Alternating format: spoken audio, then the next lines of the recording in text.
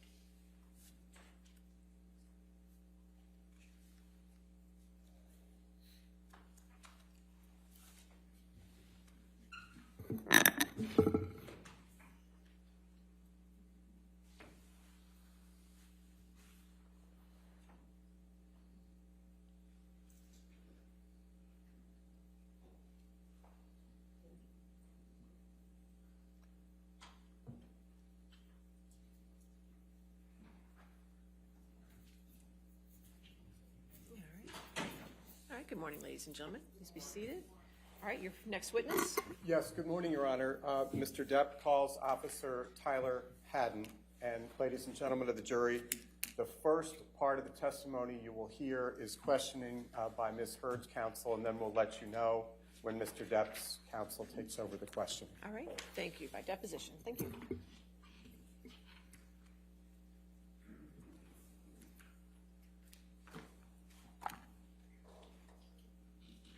Please state your name and your business address. Tyler Haddon, 1546 West Martin Luther King Jr. Boulevard, Los Angeles, California. Sir, what is your occupation? I'm a police officer for the city of Los Angeles. And how long have you been a police officer with the city of Los Angeles? Approximately 5.5 years. Did you serve in any law enforcement capacity prior to coming to the LAPD? No. When you said approximately 5.5 years, do you recall approximately you started employment with the LAPD? Approximately November of 2015. Did you attend the police academy prior to November 2015, or did you attend it after you became employed by the LAPD Your in Honor, November of 2015? Could we turn I that began the volume? academy in 2015, that November. That volume's a little loud. Thank you. And how long were you with the academy? Approximately 6 months. And when did you start as a patrol officer with the LAPD? 6 months after November. Can you recall your date when you started patrol? I don't recall the exact date, no. And that would be end of May of 2016? Correct. And was the first training officer that you worked with on patrol Melissa Syons? Yes. Question, when did you first have body-worn video assigned to you? I'm not sure of the exact date. Approximately when? Approximately 3 months into working patrol. So maybe during the summertime. The summer of 2016? Correct. When you started working with Melissa Syons as your training officer, did Officer Syons have body-worn video? Not at the time I worked with her. How much training did you have on domestic violence while you were at the academy? I don't recall the exact amount of time. Approximately how much? 20 hours, approximately. Okay. So just to make sure that I understand, because we had a few disjointed questions and answers. So it was your understanding as of May 2016 that if you answered a call for domestic violence and there was evidence of a crime, even if the victim did not want to press charges, that you had to take a report. Is that correct? If there's evidence of a crime, yes. So your best recollection today is that you had been on patrol as a probationary officer somewhere between a week and 3 weeks before answering the May 21, 2016 domestic violence call at Eastern Columbia building. Is that correct? Correct. Do you recall any of the other incidents that you reported to that evening of May 21st, 2016? No. At all? Any part of them? Nope. So this was new for you working with Officer Syons, is that correct? Correct. And as the probationary officer, then you would defer to Officer Syons, is that fair? Correct. And if you could just describe to me what your understanding of Officer Syons' role was to you as your training officer in May 2016. to teach me and guide me in how to become complete the duties of being a law enforcement officer. Officer Haddon, under your understanding of the LAPD rules in 2016, if a victim of domestic violence said that the altercation was only verbal, would that require you to write a report? No. Okay. Now, I'm going to ask you to take a look at the first page of what has been marked as deposition exhibit number 1. It's actually number 3, my apologies. And this is an incident recall. What is your understanding of what this document is, Officer Haddon? It's essentially what is given to us on our computer. And what do you mean is given to us on our computer? In our car? Right, so what happens? So when we're assigned a radio call, the radio call comes to our computer in our car, and this is what we see on our screen, but in a different format. Now, how was this particular call characterized by the dispatch, at least initially? Initially, it was dispatched as a domestic radio call. Okay. And what does domestic radio call mean to you? That there's some type of, whether it's disagreement all the way up to a violent crime that's occurred between two people that are in some type of relationship or have some children in common. So, Officer Haddon, this comes out into the system and it's accessible by all of the LAPD black and whites that are on patrol that night, correct? Yes, whoever is logged in and working that night, I could look up any division's radio calls if I wanted to. And then it has a DS and then ER after stat. What does that mean? DS means dispatched. ER means we're en route. So at 8:46 and 37 seconds p.m., your vehicle was en route to 849 South Broadway, correct? Correct. Do you recall how far away you were? I do not recall. And then it says primary unit PD 1A1-W3. What is that? That's my call assignment. So the PD is police department. 1A1 is my car assignment. W3 means I work watch 3. Okay. Then we have at 20:57, which is 8:57 p.m., that is AS. What does that mean? At scene. Like we're there.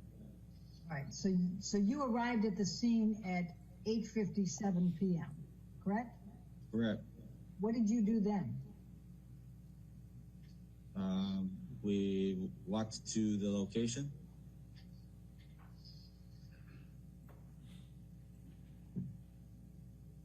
Do you recall anything that you did before you went up to the penthouse?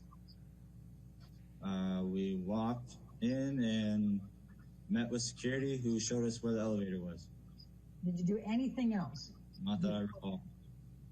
But your best recollection is that you went in, you talked to security, and then you went on an elevator, is that right? Yes. Do you recall what time you arrived at the apartment, that penthouse? No, I don't recall. All right. Then your next entry here is 21:22. So that would be 9:22 p.m. and 57 seconds? Yeah. Okay.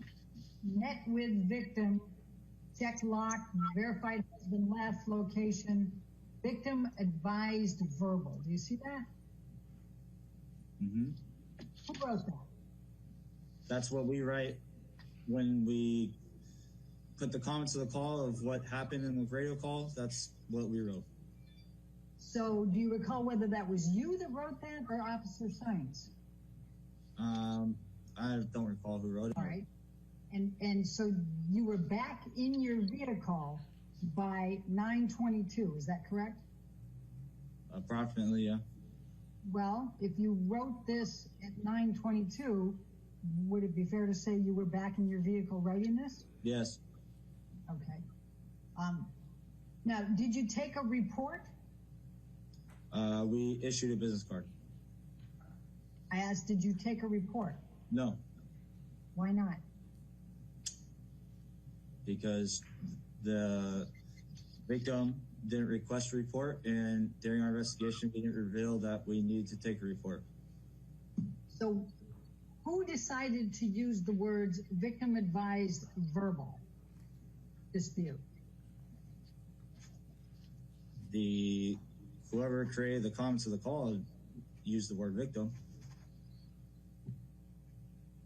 Whoever gave the comments of the call used the word victim. So I don't know who that was. And I'm even more specifically asking who chose the language advised verbal dispute. It was either my partner or I. I don't recall who. Now, what is the significance of writing down verbal dispute? We're writing what happened, what we believe is happening, and what our investigation revealed.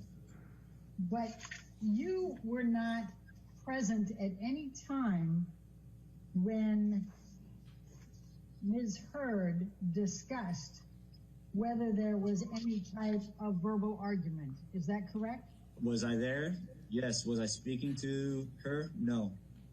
Was there any discussion of verbal argument in your presence when you were up in the penthouse investigating? Not that I recall. You did not hear Ms. Heard say that it was only a verbal dispute, correct? I did not. Now, I asked you a little earlier if it's a verbal dispute, whether that triggers having to write a report. And you indicated that it does not. Am I accurately characterizing that? Correct. Okay. Now, here, in addition to the victim advised verbal dispute, says and refused to give any further information. You see that? Yes. Question, okay, so if the victim does not want to press charges and advises that it's a verbal dispute, then that would not trigger you writing a report. Is that your understanding of LAPD? Policies and procedures on domestic violence at that time. Correct. There were other circumstances that were also within this incident as well. What do you mean by that? During our investigation, we had other reasons to believe that this was true. I'm sorry, during your investigation, you had other reasons to believe what was true. That it was a verbal dispute. And what did you have during your investigation that created in your mind evidence that it was only a verbal dispute? After discussing the investigation with my partner at the scene, the Ms. Heard refused any medical treatment and had no visible injuries. There was no sign of struggle, and the victim, the witness that was there that I spoke with was uncooperative as well. Anything else? At this time, that's all. Okay. Now, you recall seeing that Ms. Heard was in tears and was crying and red-faced. Would you agree? Correct. From a distance. Well, from a distance, Ms. Heard was in tears, crying, and had a red face, correct? Correct. Why did you issue a business card? It's part of our policy. We're supposed to issue a business card, and it shows that we are there and completed an investigation. And if she would like us to come back, we offered that assistance that we can come back at another time if she feels like she needs us to come back. Did you take any notes at all? note of what? No, during the time that you were investigating this call? No, Did you take any notes after you got back down to your car about the call? no, Did you take any pictures? no, Did you record anything? no, Would it be fair to say that on 5/21/2016 at 9:22 p.m., you and your training officer, Science, considered this incident closed? I said, yes, that is correct. At that time, we pressed enter and the call went off my screen, meaning it was completed. Did you ever have anything come up on your screen again relating to this incident that evening? Not that I recall. All right. At the time that you closed out this incident on your screen at 9:22 on 5/21/2016, did you know that this call involved Johnny Depp? No, Did you, at the time that you closed this out on your screen, did you recognize Amber Heard? no, I had no idea who she was. And is it fair to say that you considered these people to be, quote, just citizens, end of quote? That's correct. Do you have any communications at all with Officer Gatlin or his patrol partner the night of May 21st, 2016? No, not that I recall. So the next thing we're going to go to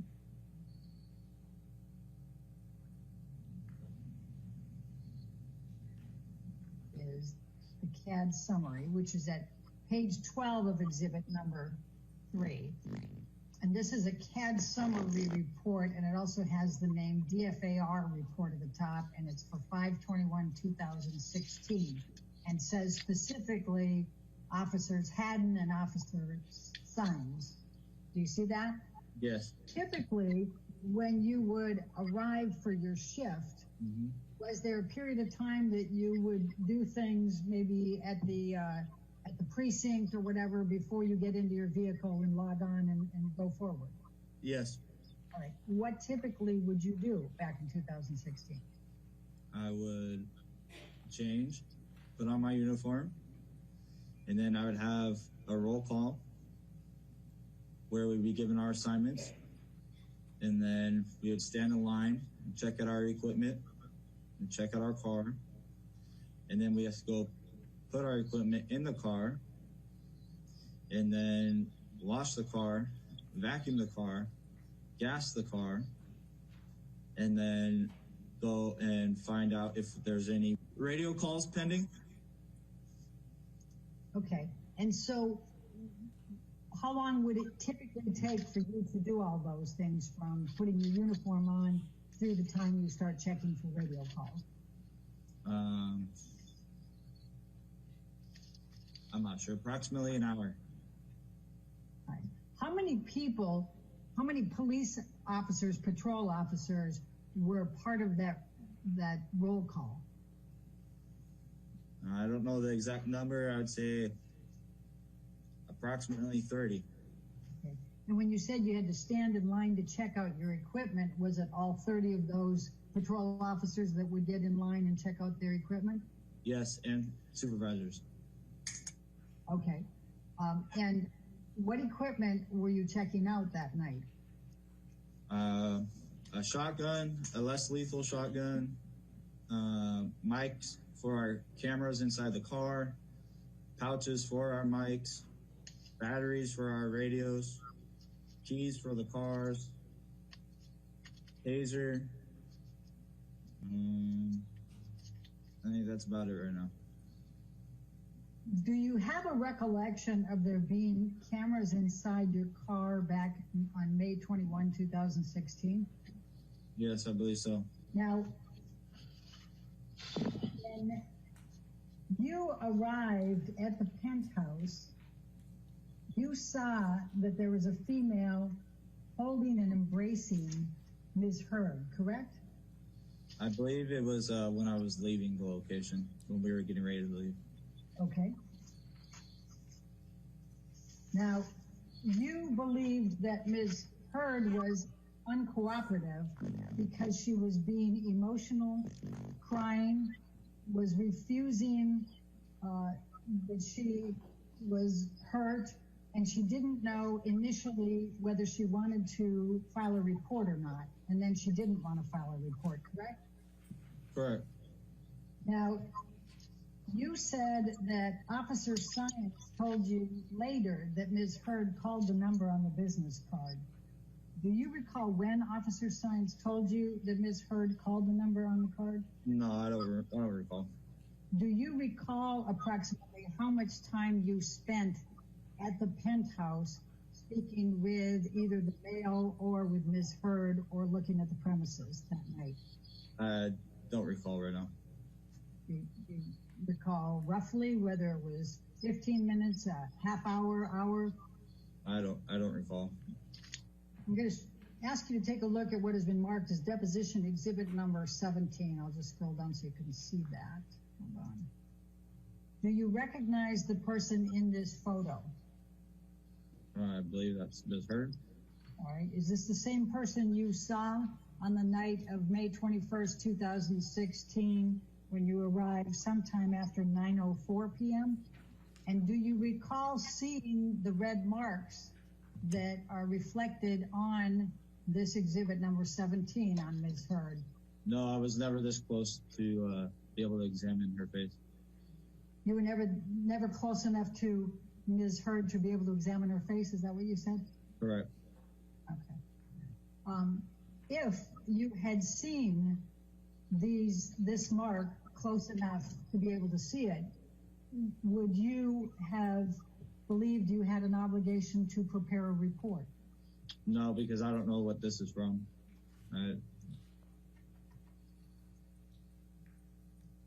Would you agree it's a red mark on her face? I'll Yeah, ask you. from what I saw was red from her crying. There was no red marks from any other thing. It was consistent with her crying. Does this look like a red mark that's from crying? Officer Haddon, in reviewing this picture, does it appear that there's an injury on Ms. Heard's face in this picture? No, You would say that doesn't evidence an injury? no, Why not? because I don't see an injury. I'm going to show you what has been marked as deposition exhibit number 18. And do you recognize this carpeting? No, Officer Haddon, what do you see in this picture? I see stripes with some type of stains on to be a possible flooring. Okay. Do you have a recollection of seeing stains on the flooring outside of Ms. Heard's penthouse that night of May 21st, 2016? At this point, not that I recall. And when you say at this point, not that you can recall, what do you mean by that? It's 5 years ago. I don't remember. Officer Haddon, I'm going to show you what has been marked as Haddon exhibit number 19. Do you recognize the business card? Yes. And tell me what you can recall of that. Well, that's my handwriting, and those are our LAPD business cards. All right. The next thing on there is refuse report. Do you see that? Yes. Okay. Was it your understanding that Ms. Heard did not want to press charges? She spoke with my partner, and that's what my partner advised me. Okay. Were you ever in the room when Ms. Heard either, quote, refused report or refused to press charges? I believe we offered her one final chance before we gave her the business card if she needed medical treatment or a report, and she declined at that time, and that's when we issued this business card. And what did you mean by report? An official investigative report. Is that the victim's choice to write, whether you write an official investigative report? Yeah. A citizen can ask for a report for anything, essentially, with LAPD. But do you have an obligation as an LAPD patrol officer to write a report if you see injuries or property damage? If there's evidence of a crime, yes. And when you say if there's evidence of a crime, would injuries and property damage constitute evidence of a crime? If there's evidence of a crime, yes. Okay. Is there something different about what you're saying than what I'm asking? Well, I'm trying to understand when I say if you see evidence of injuries and property damage, is that evidence of a crime in your mind? Yes, if the person didn't do it themselves. I mean, I can damage my own property and it's not a crime. Okay. Did you have any reason to believe that Amber Heard created any injuries to herself or to the property at the time you were there on May 21st, 2016? No, because I don't recall seeing any damaged property or her obtaining any injuries or having visible injuries that I saw. Now it says advised can call at later time if changes mind. What, if any, discussion did you have with Officer Symes about what that meant? Well, that goes with what I said earlier was a citizen can make a report about anything at any time. It's called an investigative report or just an incident report. So if she wanted a report, then she would call us back and we'll take a report. But at that point, you have already written into your system that the victim advised verbal dispute only, correct? Correct. And you did not write a report or take pictures or create any kind of record, did you, of anything that transpired there? Just the business part. I'm going to ask you, Officer Haddon, to take a look at what has been marked as deposition exhibit number 24. Do you recognize the person in this picture? Miss Heard? Well, do you recognize her as Ms. Heard? No, I had no idea who she was. Do you recognize the person in this picture on Haddon exhibit number 24 as the person who was the subject of your and Officer Symes reporting to the Eastern Columbia building that evening? Correct. All right, so let's go to exhibit number 24. And what do you see in this picture with respect to whether there is any injury depicted on Ms. Heard? I see a female white, fair skin with pink cheek. I'm sorry, with a what? Pink cheek and pink eyes. All right. Do you recognize that as a potential injury on her face? Knowing what our investigation revealed, no, that pink's consistent with Brian.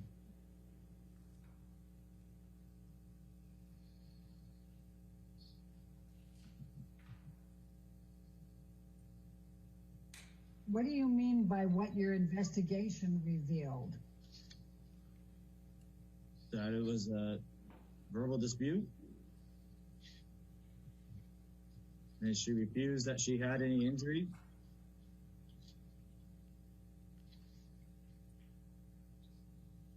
And just so we're clear again, you were never in the presence of Ms. Heard when she at any time said it was only a verbal dispute, correct? Correct. Now, would you as a police officer investigating, if you saw this, what's depicted in this picture, would you believe that you need to investigate further? Yeah, I would need additional information. Just because I see a female with pink cheeks and pink eyes doesn't mean that something happened.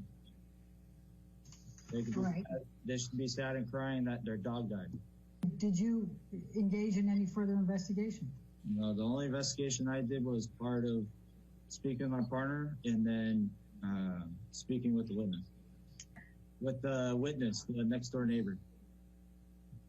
And what did you discuss with the witness, the next door neighbor? I tried to obtain information of what occurred. What did you ask? Who, what, when, where, why. And what did he say? I don't remember his exact words, but he wasn't very coming with the information. I had very vague information as far as what he was telling me. What do you specifically recall the witness telling you? I don't recall. You don't recall at all? I don't recall specific words or sentences. Do you recall the witness taking you around and showing you property damage in the penthouse? No, I recall my partner and I doing a protective sweep, and that's it. You don't recall Josh Drew being with you and taking you through? I don't recall if someone else was with us or not. Do you recall one way or the other? I don't recall. All right. Now, you have a recollection of you and Officer Science going through the entire penthouse, is that correct? We did a protective sweep of the location that she was at. And tell me what you mean by protective sweep. We walked through the general housing area that she is at to make sure that there's no one else in it that shouldn't be there, or there's no one hurt.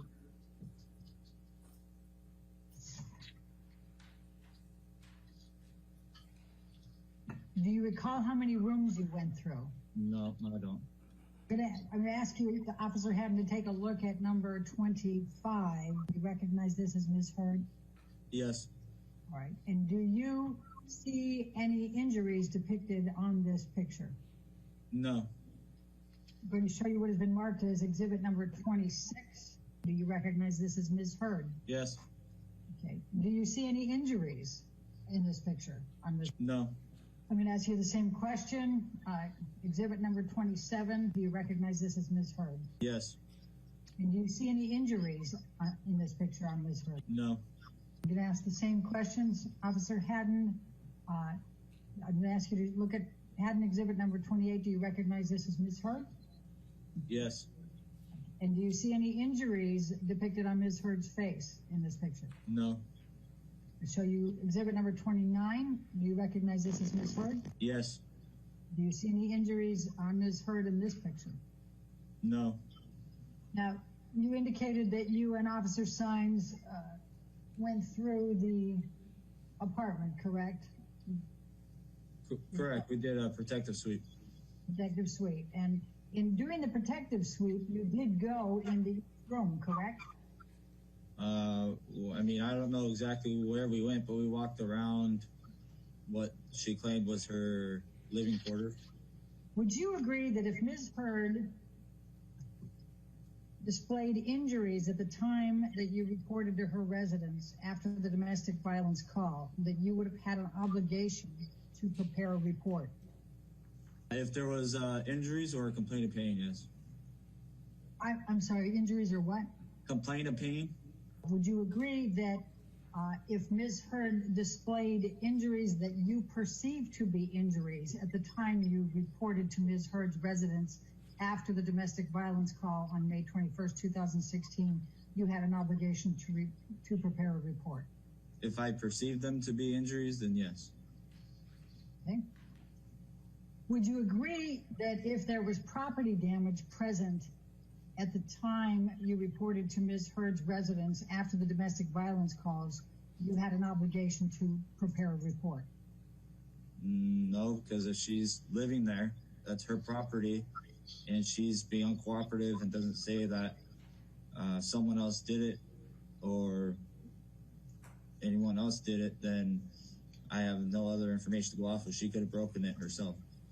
Officer Haddon, did you provide any pamphlets to Ms. Heard, you or Officer Sines, relating to domestic violence? I personally did not. Do you know whether Officer Sines did? I don't know. And ladies and gentlemen, at this point, counsel for Mr. Depp takes over the questioning.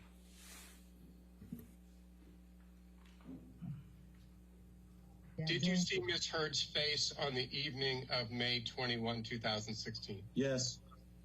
On how many occasions did you see her face? I believe 2. And the first time you saw her face, how close to her were you?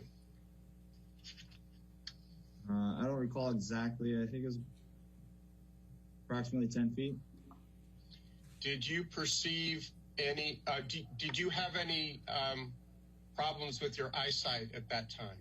Objection. No. Did you have 20/20 vision as of May 21, 2016? No, I wear contacts though, so I can see perfectly fine. Were you wearing your contacts that evening? Yes. Did you have any trouble seeing the contours of her face the first time you saw her that evening? No. Did you perceive any signs of injury on her face or anywhere else on her body that was visible to you? No.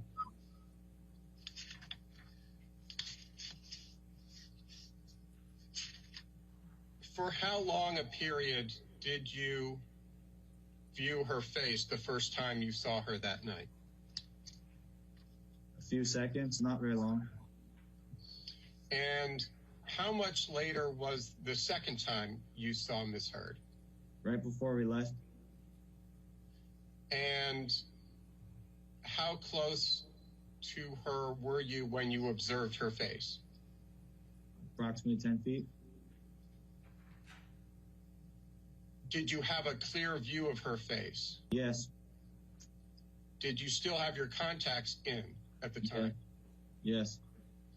Was there sufficient light that enabled you to actually see her face? I believe so.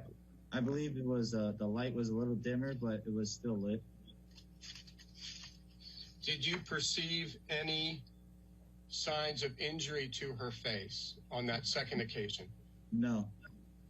Did you see any swelling of any kind on her face, either during the first time you saw her or the second time you saw her that night? No. Did you see any marks on her face, either the first time you observed her that night or the second time you observed her? Just the redness, which was consistent with her crying. Did you see any time that night any indication of any bruising on her face? No. Did you see at any time that evening any indication or any sign whatsoever of any injury to her face? No. And going to your, was it the security, what was the term you used? The security sweep, is that correct? The protective sweep? Protective sweep.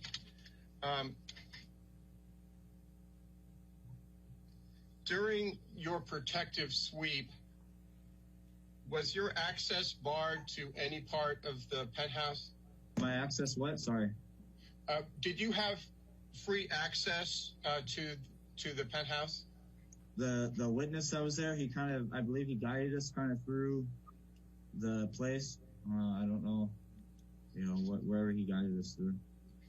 Did you see any broken glass anywhere in the penthouse where you did the protective sweep? Not that I remember. Were you looking for any signs of a disturbance? Yes. Why were you looking for signs of a possible disturbance? Signs of or any evidence that a crime has occurred. Is that standard procedure, a police procedure? Yes. And why do you look for potential signs of vandalism or disturbance to property in the course of a domestic violence allegation or possibility? Just because that tends to happen when some type of domestic altercation occurs between two people. Did you see any sign of any kind of property damage or vandalism that evening? Not that I recall. Did you see any signs of spilled wine on the Objection. floor? Not that I recall. If they were visible or a complaint of pain. Do you recall some questioning from Ms. Heard's counsel, Ms. Bredehoft, about a man who led you through the penthouses on the evening of May 21, 2016? Yes.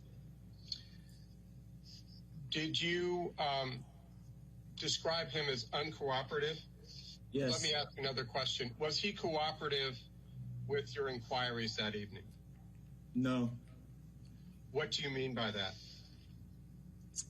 I attempted to gather information of who the husband was, and what occurred, and where he possibly went, so we could interview kind of all the different parties. And he wouldn't even give me a name of who the husband was.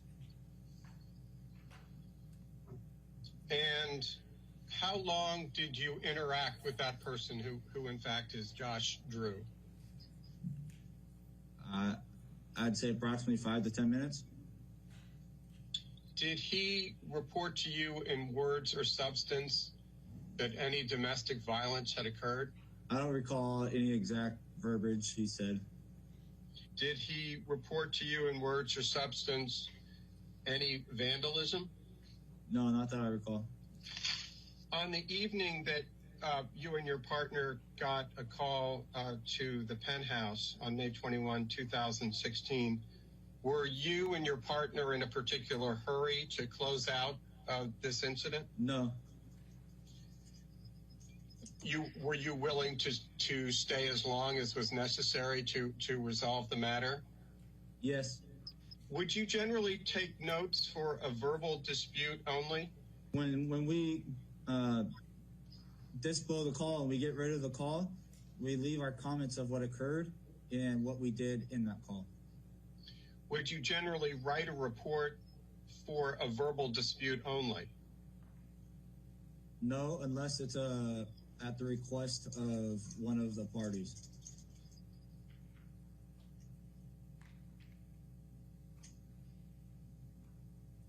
When you were typing in your computer to add text to a call, is it common to refer to the focus individual in the call as a victim, whether a crime has been committed or not? Yes, because that's how the call was broadcasted and created. Ladies and gentlemen, at this point, counsel for Ms. Heard completes the questioning. Now, there was another woman that was present as well, correct, that night? I believe so, yes. Do you remember testifying earlier that at the end she was holding and embracing Ms. Heard? Yeah, I believe she was sitting on the couch with her when we left. Did you interview that woman? No, she was with Miss Heard when my partner was speaking with her, I believe. I never spoke to her. Did you ever attempt to interview that woman that was on the couch who was embracing Ms. Heard? No, because I was speaking with the gentleman outside. Do you know whether Officer Science ever attempted to interview that woman who was sitting on the couch? I am unaware. Okay. Now, let's go back to the description that you gave, and you responded again to it with Mr. Chu, that she was crying and had a red face, and you said the redness was consistent with crying. Do you recall that? Yes. Okay. Why was she crying? I don't know. That's a great question. I don't know why she was crying. Did you ask her? I personally did not, because my partner interviewed her. Then when you downloaded with your partner later, did you ask Officer Science why Amber Heard was crying? No, my partner never advised me. She spoke with her while I was speaking with the gentleman.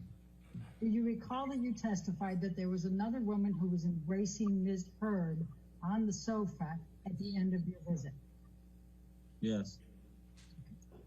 Do you recall asking why she was embracing and holding Ms. Heard? Why did you not ask either the other woman or Ms. Heard why the woman was embracing and holding Ms. Heard? Why I did not is because we were trained in the academy to separate the parties and to try and attempt to build a rapport with the individual we're speaking with. Therefore, it was two females and my partner was female, so therefore my partner spoke with the females. Would it be fair to say you deferred to Officer Sines to conduct any type of investigation with both Ms. Heard and the other woman who was embracing her? I know my partner spoke with Ms. Heard. I am unaware. I cannot testify if she spoke with the other female. When you said you learned at the academy to divide up the parties, was it your understanding that parties meant the victim and the suspect? All parties. Do you know whether anyone made an attempt to divide up the woman from Ms. Heard, the woman that was embracing her? I'm unaware. Okay. Now, the redness that you said was on Ms. Heard's face when she was crying and emotional, could it also have been consistent with injury? I do not think so. I perceived it as redness from crying. Did you consider whether the redness on the face might be from something in addition to crying? No, I did not. And you had never met Ms. Heard before, correct? Never even seen her. And would it be fair to say that you don't know what Ms. Heard's, what her characteristics are for swelling, bruising, redness, correct? Correct. I'm going to ask you, Officer Haddon, to look at what has been marked as Haddon Exhibit number 8, and it's from the Office of the Chief of Police, and it's dated November 24, 2014, and the subject is Domestic Violence Supplemental Report, Form 15.40.02 revised. Do you see that? I do. This was provided to us by the LAPD in response to our document requests. Did you have an understanding that there was a domestic violence supplemental report form that was in place as of May 21st, 2016? Yes. I'm going to show you what is Exhibit number 9, and this is called Domestic Violence Supplemental Report. And it is something, is it your understanding that the police officer fills this out? Yes, we fill that out. Okay. Do you recall whether you had filled out this supplemental report at any time prior to May 21st, 2016? I don't recall. Now, if we look at the first column on the domestic violence supplemental report, it has a column that says victim. And then there are a number of descriptive words underneath with boxes. Do you see that? I do. All right. Now, the first one is shaking. What, if any, observations did you make of Ms. Heard shaking? No, I don't recall. All right. What, if any, observations did you make about Ms. Heard being unresponsive? The little time I dealt with her, yeah, she was unresponsive and crying. I'm sorry, I didn't catch the first part. She was unresponsive and crying, did you say? Yes. Okay. And I guess you've answered the third one here, that she was crying, correct? Yes. All right. And what, if any, observations did you make of whether Amber Heard was scared? I didn't. You didn't what? I did not observe. I'm sorry. Are you finished with that answer? It sounded like it was a half. I just want to make sure you. Yeah, I did not observe her being fearful. Okay, but Ms. Heard did not want to file a report, correct? Correct. She did not want to press charges, correct? Correct. And she did not want to tell you the name of her husband, correct? I don't know because I didn't talk to her. Well, do you recall testifying earlier that Ms. Heard was uncooperative? Yes, she was uncooperative with my partner. All right. And do you recall testifying that Ms. Heard was uncooperative because she was emotional, she was crying, she wasn't sure whether she wanted to file a report or not, and she was not, then she said she did not want to? Yes, that's what she had spoken with my partner about. Do you know why Ms. Heard did not want to file a report, or did not want to press charges? No, I did not. Officer Haddon, I'm going to show you what has been marked as deposition exhibit number 10, and I'm going to have you looked at it. It starts out with field notebook divider, domestic violence laws, LAPD form 18.30.02.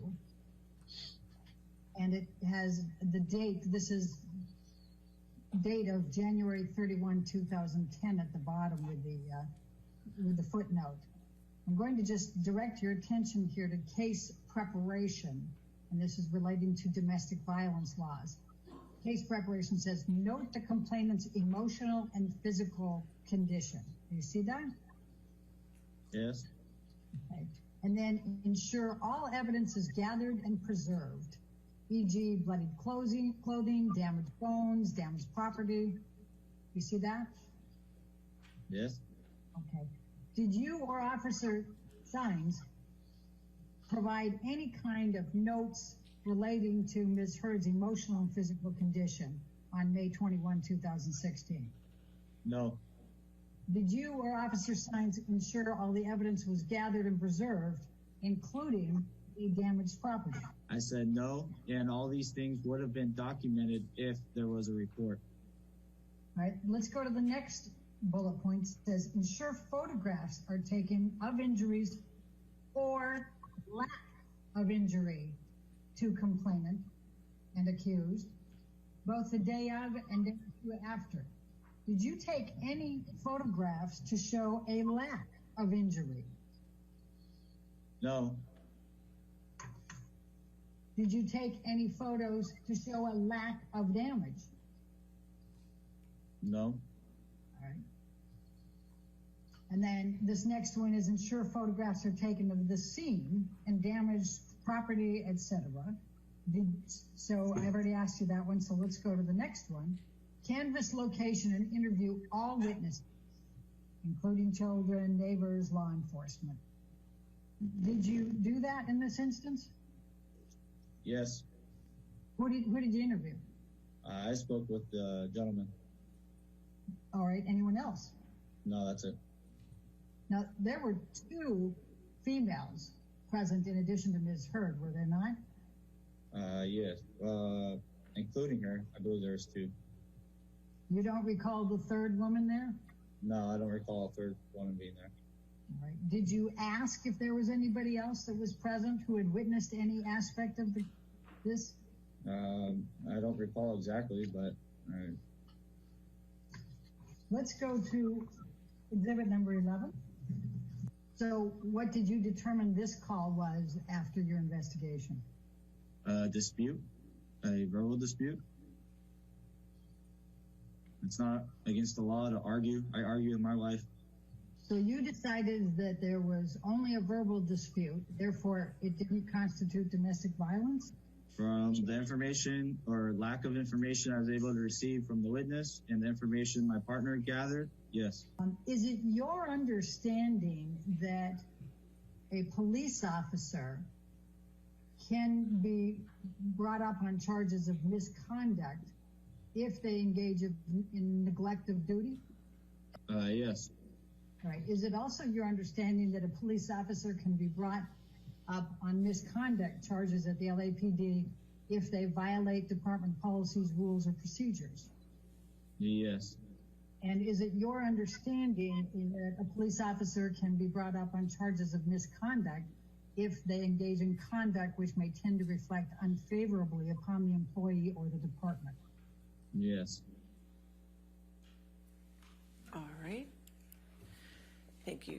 Your next witness is by deposition also. I assume you need a few minutes to switch that out, or are you ready to? We're ready. Well, actually, I think we still have Oh, I think that's right. Okay, well, we go ahead and, it's early, but let's go ahead and take a morning recess for 15 minutes so we can take care of that and get it set up with the next deposition, okay? So don't talk to anybody, and don't do any outside research, all right?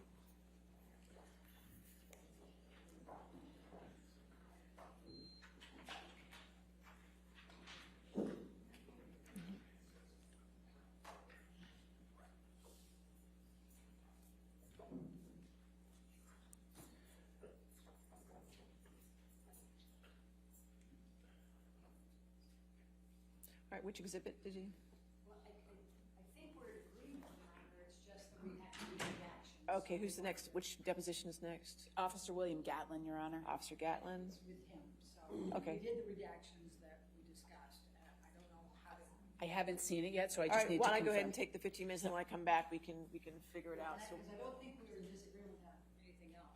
okay, and how long is this deposition? I believe it's around 35 minutes, Your Honor. Okay, so we'll be able to start the next one right after should be that. able to, yes. So why don't you go ahead and get the exhibits for the next one after that as well, and I'll come back at 11:20 and we can do both of them, okay? Thank you. All right. Thank you, Your Honor.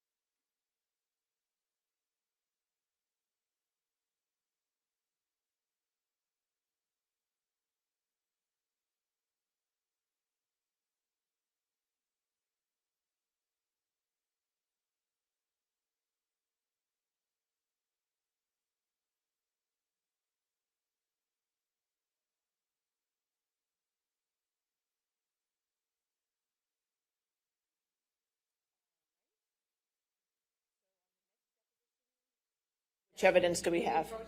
Yeah, okay.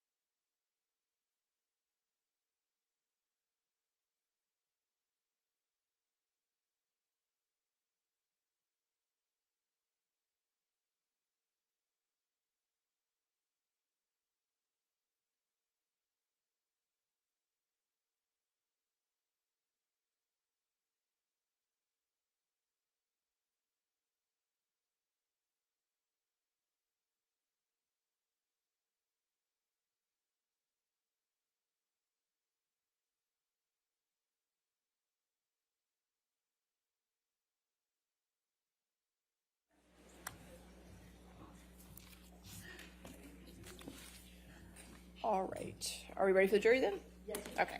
Yes, Your Honor.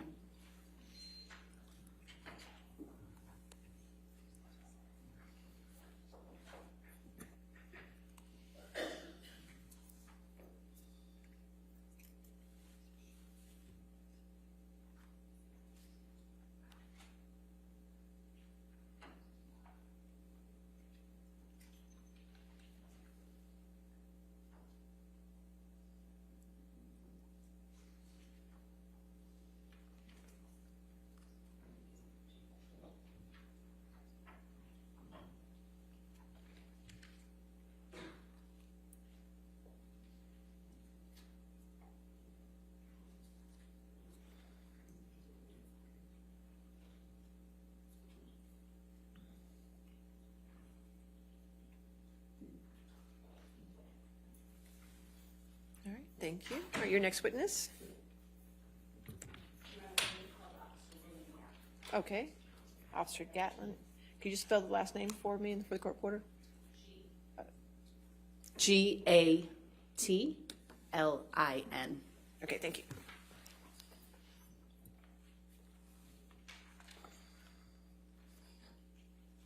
Name and business address for the record.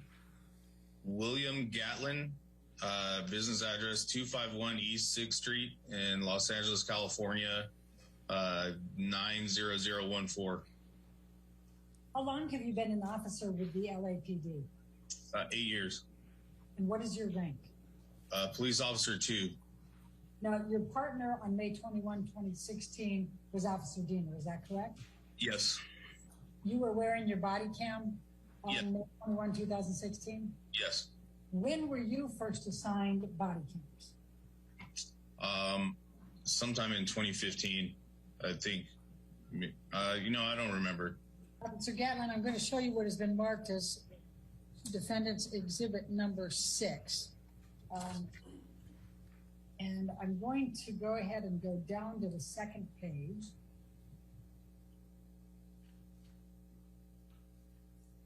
And this is the incident recall for you and Officer Diener for May 21, 2016, in connection with the call at the Eastern Columbia Building, 849 South Broadway.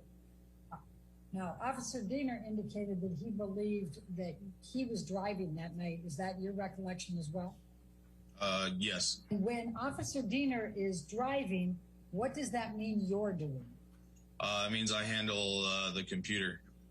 Based on the incident recall, when did you arrive at the scene, you and Officer Diener? We arrived at scene, it looks like at 22:24. And that is 10:24? Correct. So when you arrived, do you recall whether there were any other police officers that were on the scene? I do not believe there was. Do you recall whether there was any press on the scene? I do not believe there was. Do you recall whether there was any type of public gathering at all? No. Was it relatively quiet? From my recollection, yes. Did you see very many people in the lobby when you came through? Not that I remember. Okay. And then tell me what you recall of this incident once you got there and you were shown to the elevator. I remember we went up the elevator, exited the elevator, walked down the hallway till we found the unit number, knocked on the door, a male answered the door. And at that point, I really didn't know whether this guy is potentially the suspect, if this guy is involved in the altercation, or who this guy was. So we kind of talked to him for a second, and he advised us that the police had already been there. He had a business card from them.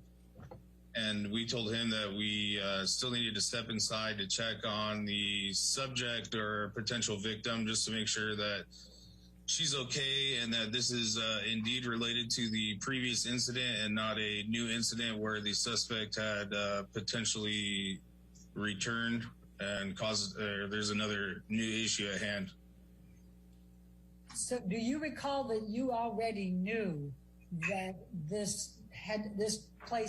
that another officer had answered the call, or other officers had answered the call before you got there? Yes, I already knew there was a previous caller. And how did you know that? Just kind of keeping track. When you're on the computer, you kind of are able to keep track of the calls throughout the night and where they're at and what's going on. And did you know that Officer Science and Haddon had been the ones who had answered the call earlier? I believe so. Okay. Did you speak with Officer Science or Officer Haddon before you went to the Eastern Columbia building? No. I'm going to take you down to the same exhibit, the page that's Bates stamp numbered LAPD 11. And I'm going to ask you, this is a TOMSG data log. Do you recognize this document? I've never seen this before. I've never seen one of these documents before. All right. Do you have a recollection of receiving an administrative message at 22:22:30, which would be 10:22:30, saying incident 4756 is the same incident as yours, 1A1 handled earlier? Doubt she called back, probably just delayed response? I do not recall getting that message. Right below it, at 22:23:22, which is 10:23 and change, it shows that your unit responded with ROG, in other words, Roger, to that message. Do you see that? Yes. Would that have been you that did that, or would that have been Officer Diener? Probably me. Okay. And is that because you weren't driving and Officer Diener was? Yes. Okay. So does this refresh your recollection of what had been communicated to you and why you knew that someone had already answered this call earlier? Yes. Are you familiar with the term cycle of violence? Yes. Well, typically, do you make arrests on domestic abuse calls? Sometimes we do, and sometimes the other party is no longer at scene, and we would just take a report. Okay. Are there times where they just refuse to cooperate and you just left?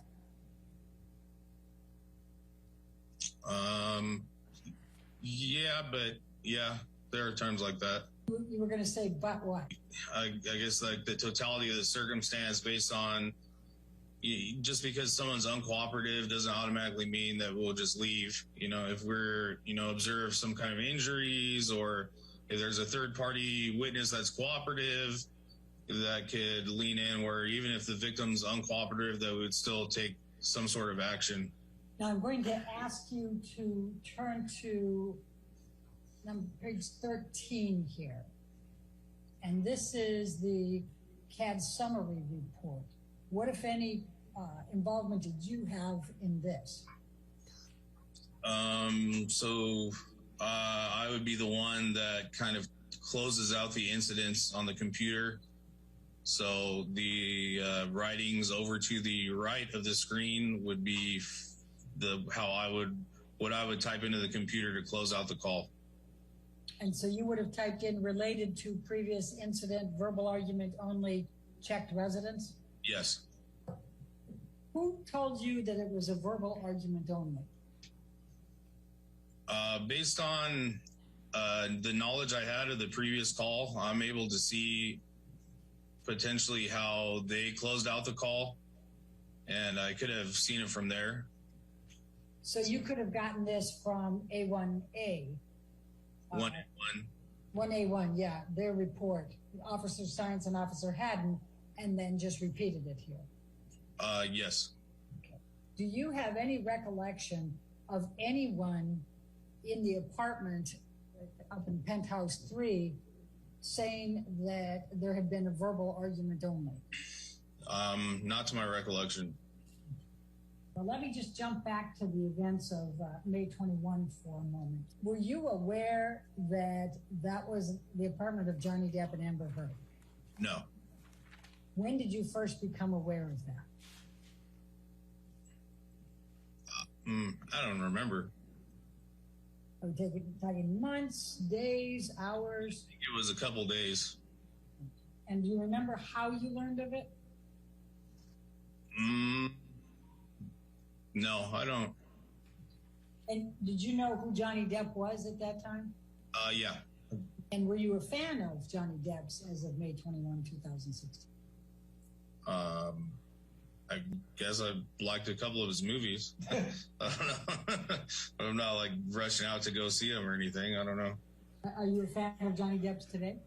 I can remember the last movie I saw of his. Did you know who Amber Heard was as of May 21, 2016? I was aware that there was an actress by the name of Amber Heard, but I was not totally familiar with her or any of her work.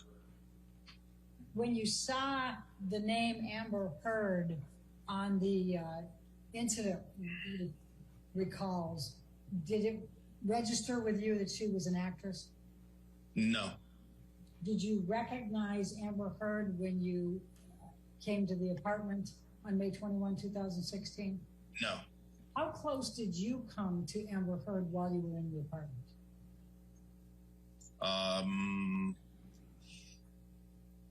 I'd have to say probably between 10 and 15 feet. And what was the lighting like where Amber Heard was sitting? It's pretty dim. Did you ask to see Amber Heard's face in the light? No. Did you ask Amber Heard whether she had any injuries? No. Did you interview any of the persons present about what had taken place earlier that night? No. Why not? Because I was aware that there's a previous call regarding the incident, and the male that answered the door kind of made it clear to us that this is still left over from that same incident, and a new incident had not occurred. So I didn't feel the need to at that time. Did you go through and search the entire apartment, including bedrooms, offices, and other areas? No. Again, why not? Same as I explained earlier, and they were all adamant that her husband was no longer at scene. Did you go into any of the other adjoining apartments? No.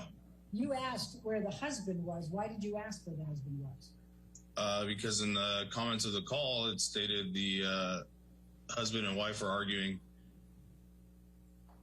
Okay. And it was also a domestic violence. Yeah, it's a domestic violence call, and it wouldn't be uncommon for, the male to answer the door to tell us that he's not the husband, and later it turns out that he is. So, we kind of have to talk to the other party involved to make sure that that's not the male that's involved in the argument. Did any of the four people that were in the apartment identify Johnny Depp as that male? No.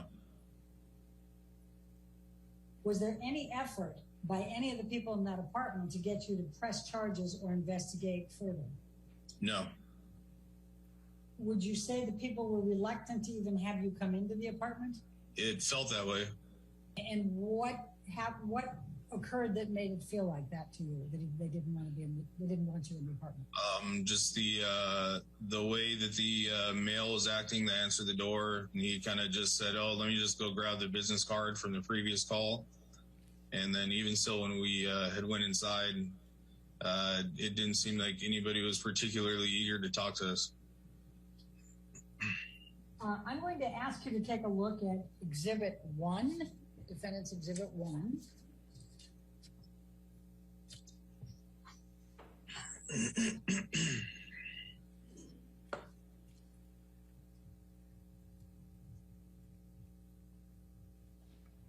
And this is the Daily Mail, Mail Online, July 3rd, 2020. And I'm going to go down to the 10th page.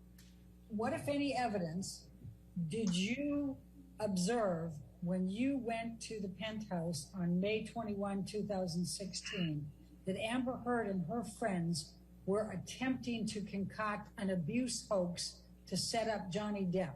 to be accused of domestic violence? None that I can recall.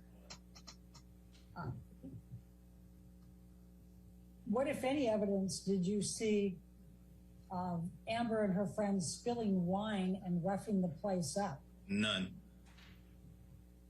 And what, if any, evidence did you see that Amber and her friends had concocted and gotten their story straight and were relaying them to you when you arrived?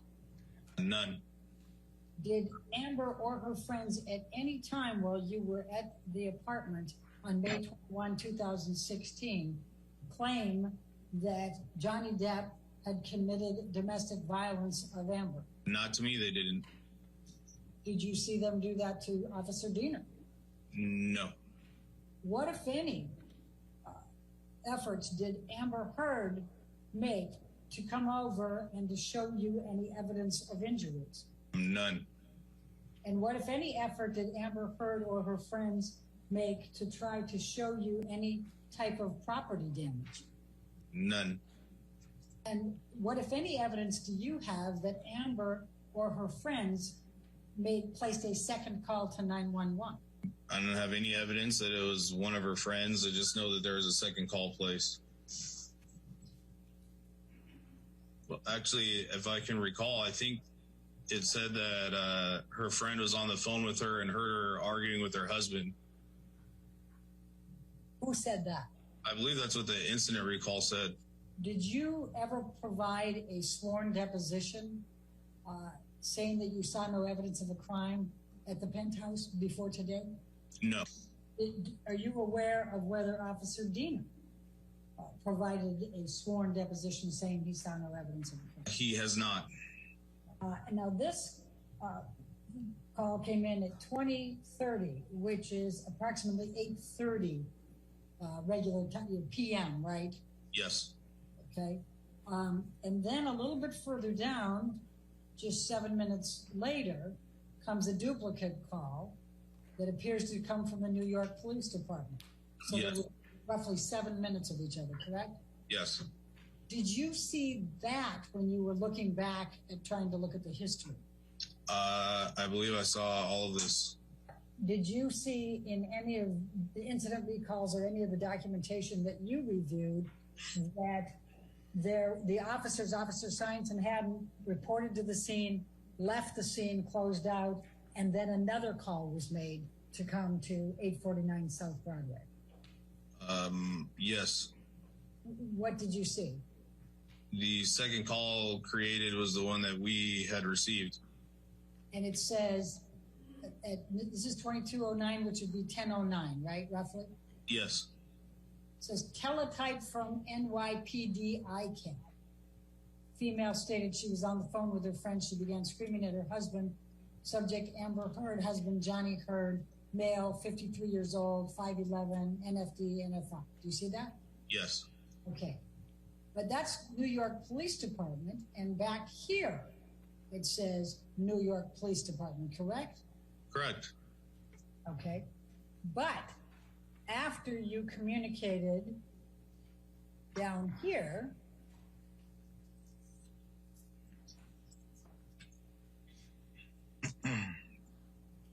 on the administrative text messages, and I'm now on LAPD 11, this is 2222, you now know it's the same incident as yours and 1A1 handled earlier. Doubt she called back, probably just delayed response, correct? Yeah, this is just a message from another unit. So, I mean, just because they're basically just sending me a message that it's related, you know, it doesn't mean that it's exactly the same call. By the time you showed up at the door of Penthouse 3 at the Eastern Columbia building, you already knew that Officer Science had handled this call, and you were just double checking to make sure that the perpetrator wasn't there and that everybody was okay, correct? I was aware that Officer Science had handled a call at that location earlier, but it doesn't mean that I treat it as if it's handled already. We still have to get there and speak to them and make that determination that it's not a completely new incident. Okay. And you did that, right? Yes. And you put in the system for this call.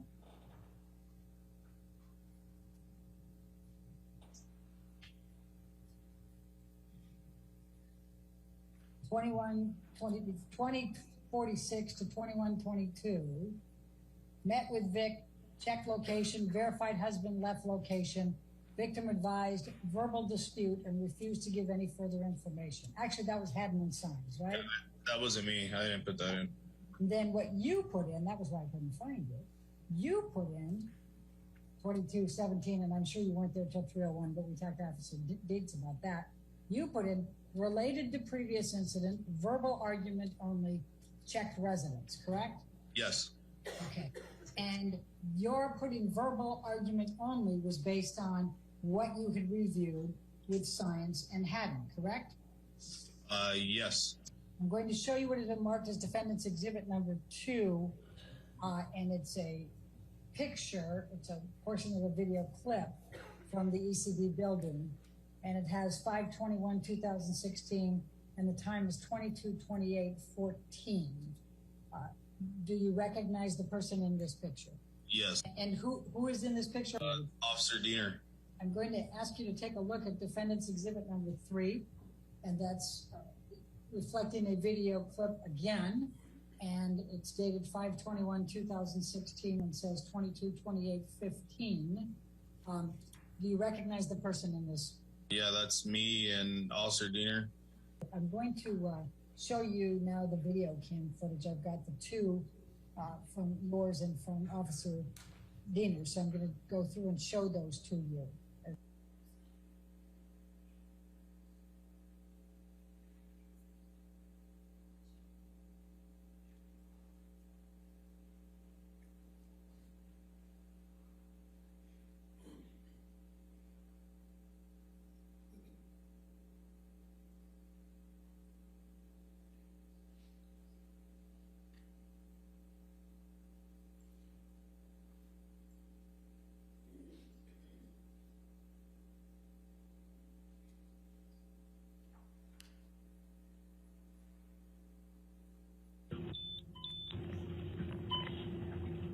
Coffee's hot. Burning up. Word around penthouse 3. Penthouse. Be advised, we're stepping out onto the penthouse floor.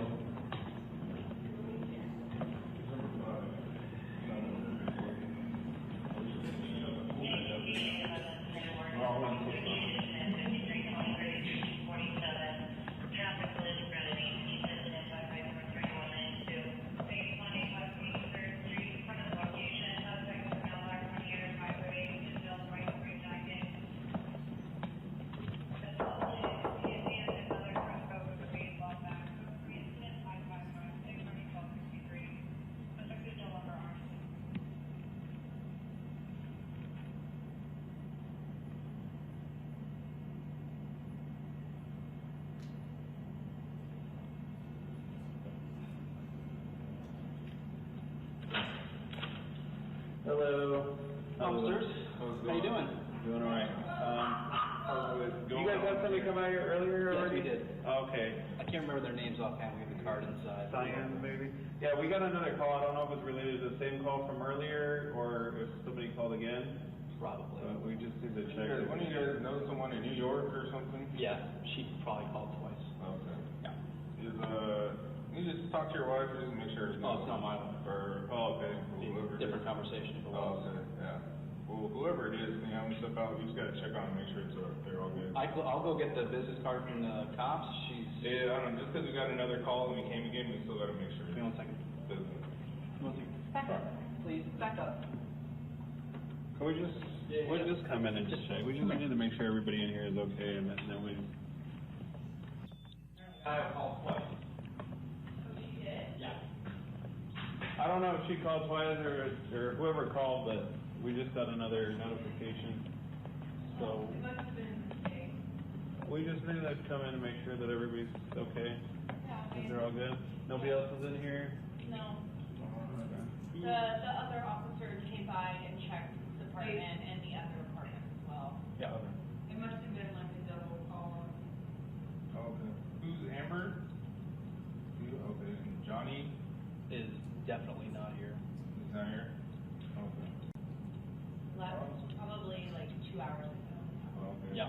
All right, cool. Everything's all good then? Now it's yes. All right. Thank you. Well, if you guys need anything else, just call us back. Okay, thank you very much. You have a good night.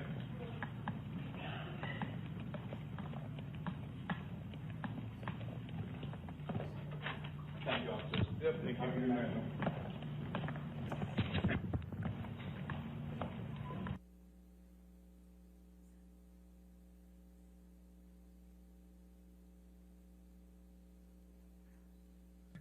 So this one is defendant's exhibit number 4.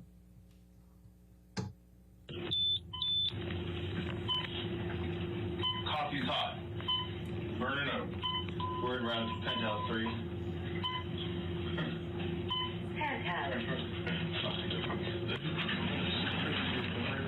Before we go further, can you show you now you're putting verbatim and says 22, 28, 15. Do you recognize the person in this? Yeah, that's me and Officer Diener. I'm going to show you now the video cam footage. I've got the 2 from yours and from Officer Diener. So I'm going to go through and show those to you as we go. So this one is defendant's exhibit number 4.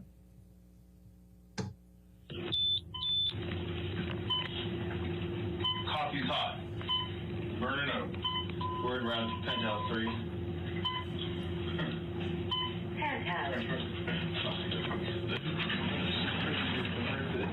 Be advised, we're stepping on onto the penthouse floor.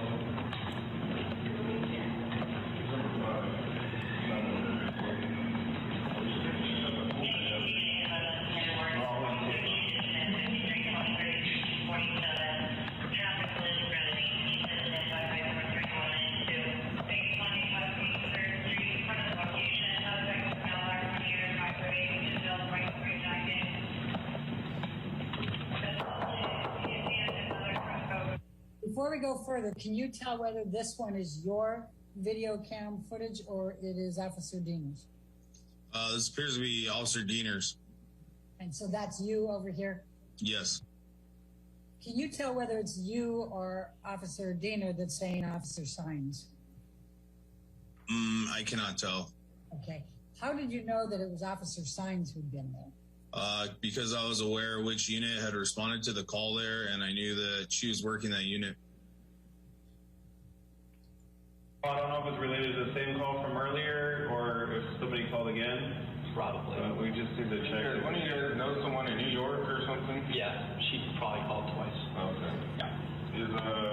You just talk to your wife and just make sure. Oh, it's not my one. Okay. Whoever. Different conversation. Oh, okay. Yeah. Well, whoever it is, step out. We just gotta check on and make sure they're all good. I'll go get the business card from the cops. Yeah, I don't know. Just because we got another call and we came again, we still gotta make sure. Give me 1 second.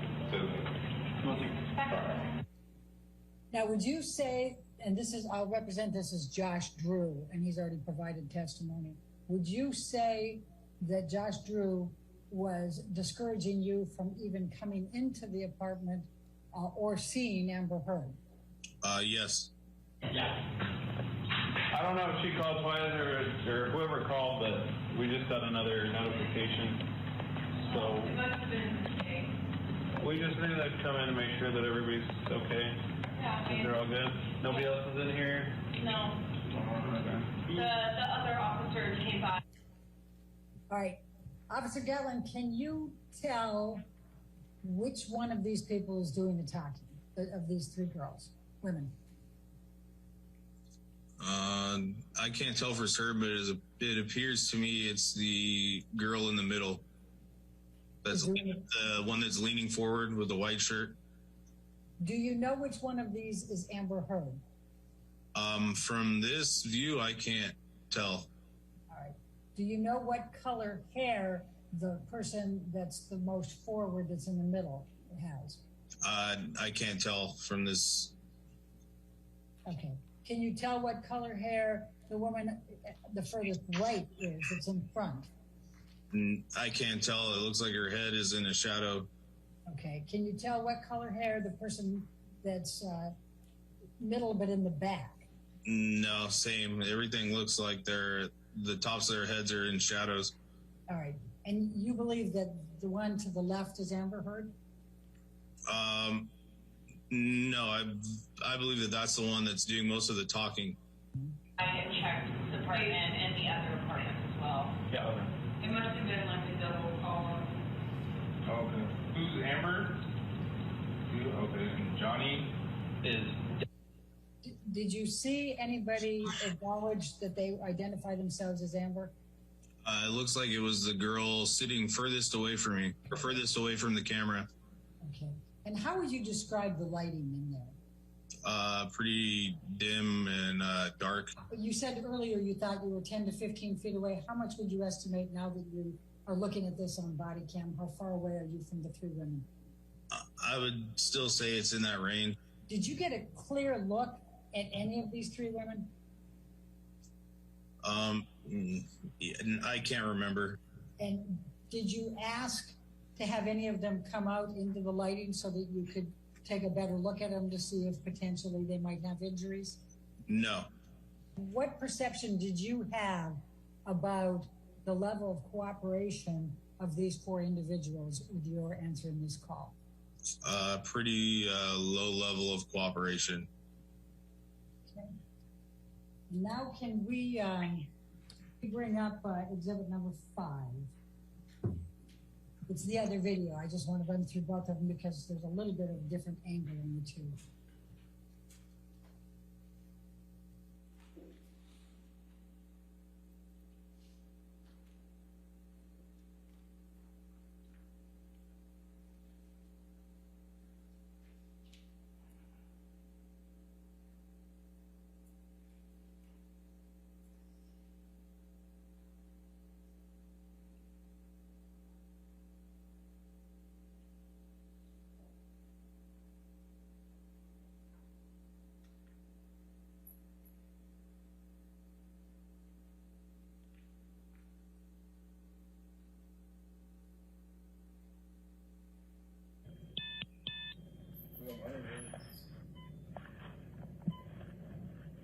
Coffee hot.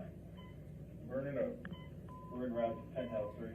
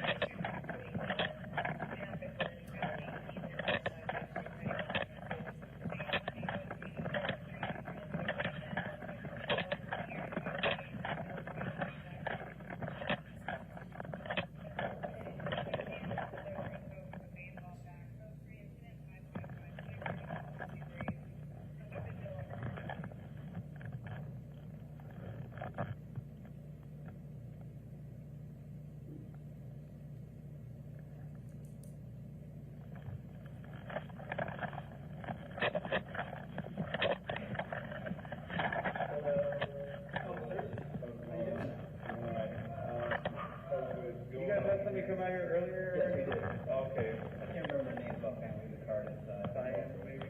Yeah, we got another call. I don't know if it's related to the same call from earlier or if somebody called again. probably.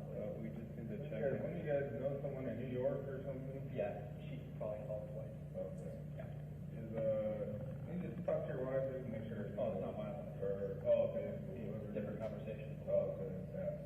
Well, whoever it is, you know, stuff out, you gotta get on make sure you're all good. I'll go get the business card from the cops. Yeah, I don't know, just because we got another call and we came again, we still gotta make sure. Back up, please, back up. We'll just come in and just check. We just need to make sure everything in here is.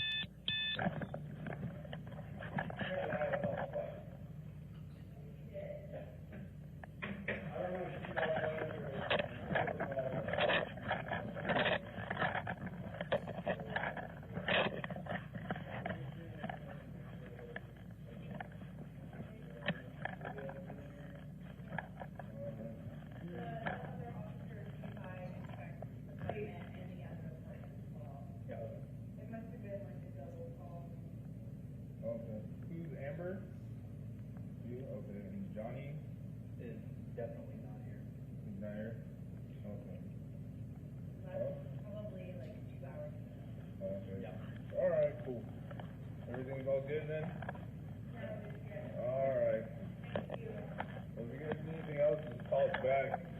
Have a good night.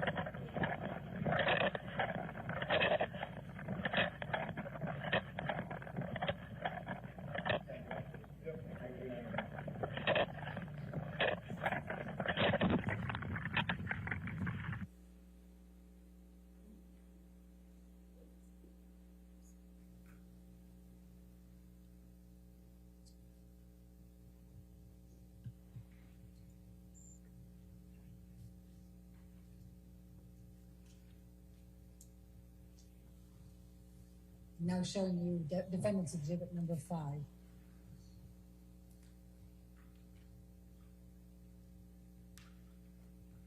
And let me just stop you for a minute. Does this appear to be the video cam from your video cam? Yes.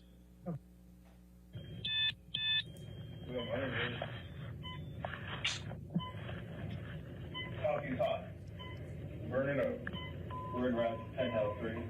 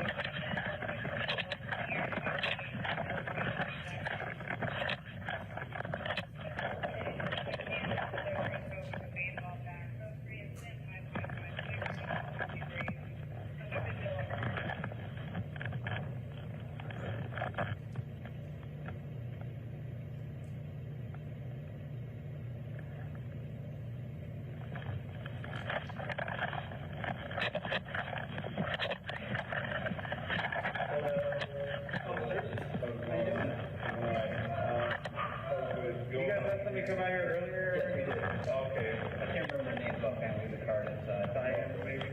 Yeah, we got another call. I don't know if it's related to the same call from earlier or if somebody called again. Probably. We just need to check. One of you guys know someone in New York or something? Yeah, she probably called twice. Okay. Yeah. Is, you just talk to your wife just to make sure. Oh, it's not my wife. Okay. Whoever. Different conversation. Oh, okay. Yeah. Well, whoever it is, stuff out, you guys are trying to make sure they're all good. I'll go get the business card from the cops. Yeah, I don't know. Just because we got another call and we came again, we still gotta make sure. Give me 1 second. Back up. Please, back up. We'll just come in and just check. We need to make sure everything is.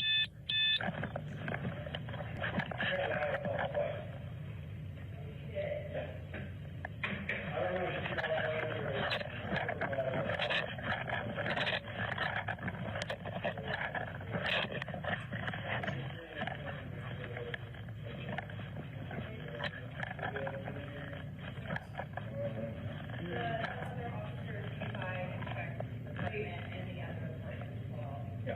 It must have been like a double call.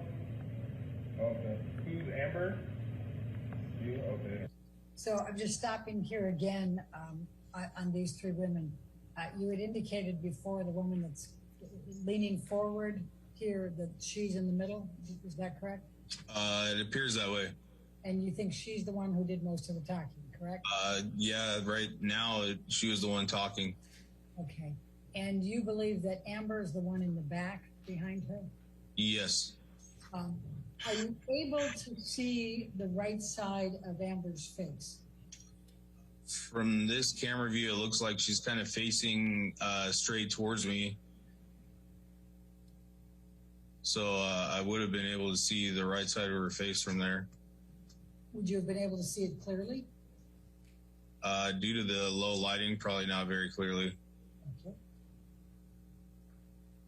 Johnny Is definitely not here. is not here? Okay. Probably like 2 hours. Okay. All right, cool. While we're still there, can you tell how much hair Amber has covering the right side of her face in the pictures? No, it looks like from this camera view, most of the time, like half of her head is blocked from the woman in front of her.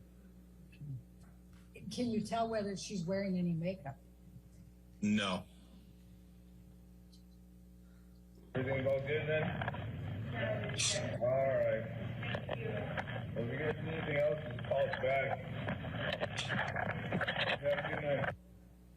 Do you recall looking for any injuries in the faces of the three women? No.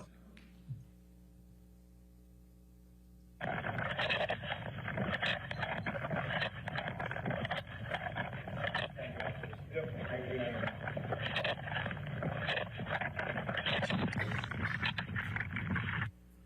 Now, Officer Gatlin, do you recall seeing two dogs in the house? Yes. They were running around pretty freely. Yes. And when you say that, would you be able to, sitting here today, say that the person in these three photos, defendants 7, 8, and 9, is the same person that was sitting on that sofa in the back? Are you able to draw that connection? No, I don't recall.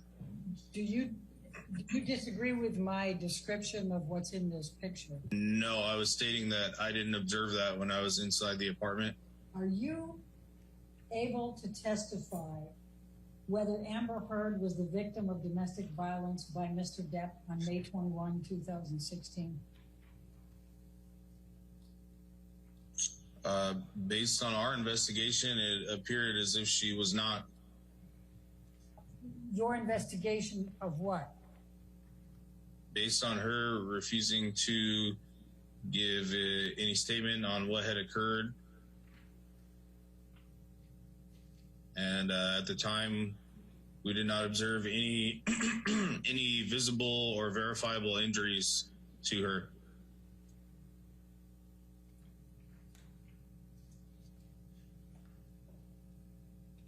Anything else? Not that I can recall. Right. So did you interview any of the three other individuals in the apartment? No. Did you ask any of the individuals to give you a statement about what transpired?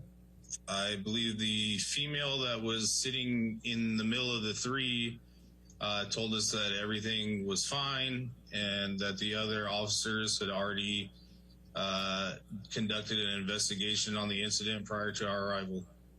Did you ask that individual to give you a statement? Outside of that, no. Did you take that individual aside and try to interview her without the others present? No. Why not? As I just stated, everybody there had told us that the officers who had responded a couple hours before us had conducted the investigation, and this is our call is still stemming from that incident, and there had been no change in the circumstance since then. Do you know whether Officer Sines and Officer Haddon took any of the individuals aside and interviewed them? No. Did you at any point ask Amber Heard to come forward and examine her in the light to see if she had any injuries? No.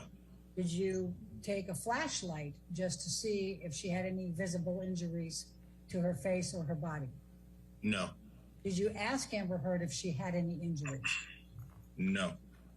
I'm asking whether you're in a position as a police officer to testify under oath that Johnny Depp did not commit any abuse of Amber Heard on May 21, 2016. I don't believe I'm in the position to testify whether he did or did not, because I was not there when the incident potentially occurred. Okay. And you didn't conduct your own independent investigation, correct? Outside of the female telling us that everything was fine, and the male that answered the door had told us that the other officers had already came and talked to everybody, and she told us they checked both the two apartments. So I felt at that time sufficient that, as I stated, there's no change in the circumstance from the previous call. So we did not go further into investigation. And that's the extent of your investigation, correct? Correct. Did you do that? that night on May 21, 2016? Did you do anything other than what we have looked at on the video camera in connection with investigating whether Johnny Depp committed domestic violence with Amber Heard on May 21, 2016? No. Do you know whether Johnny Depp committed domestic violence of Amber Heard on May 21, 2016? No.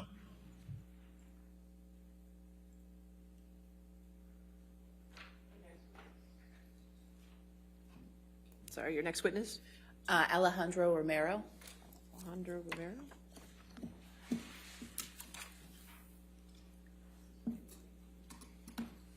And if I might, Your Honor, this is another one that begins with questioning by counsel for Ms. Heard and later on switches to questioning by counsel for Mr. Depp.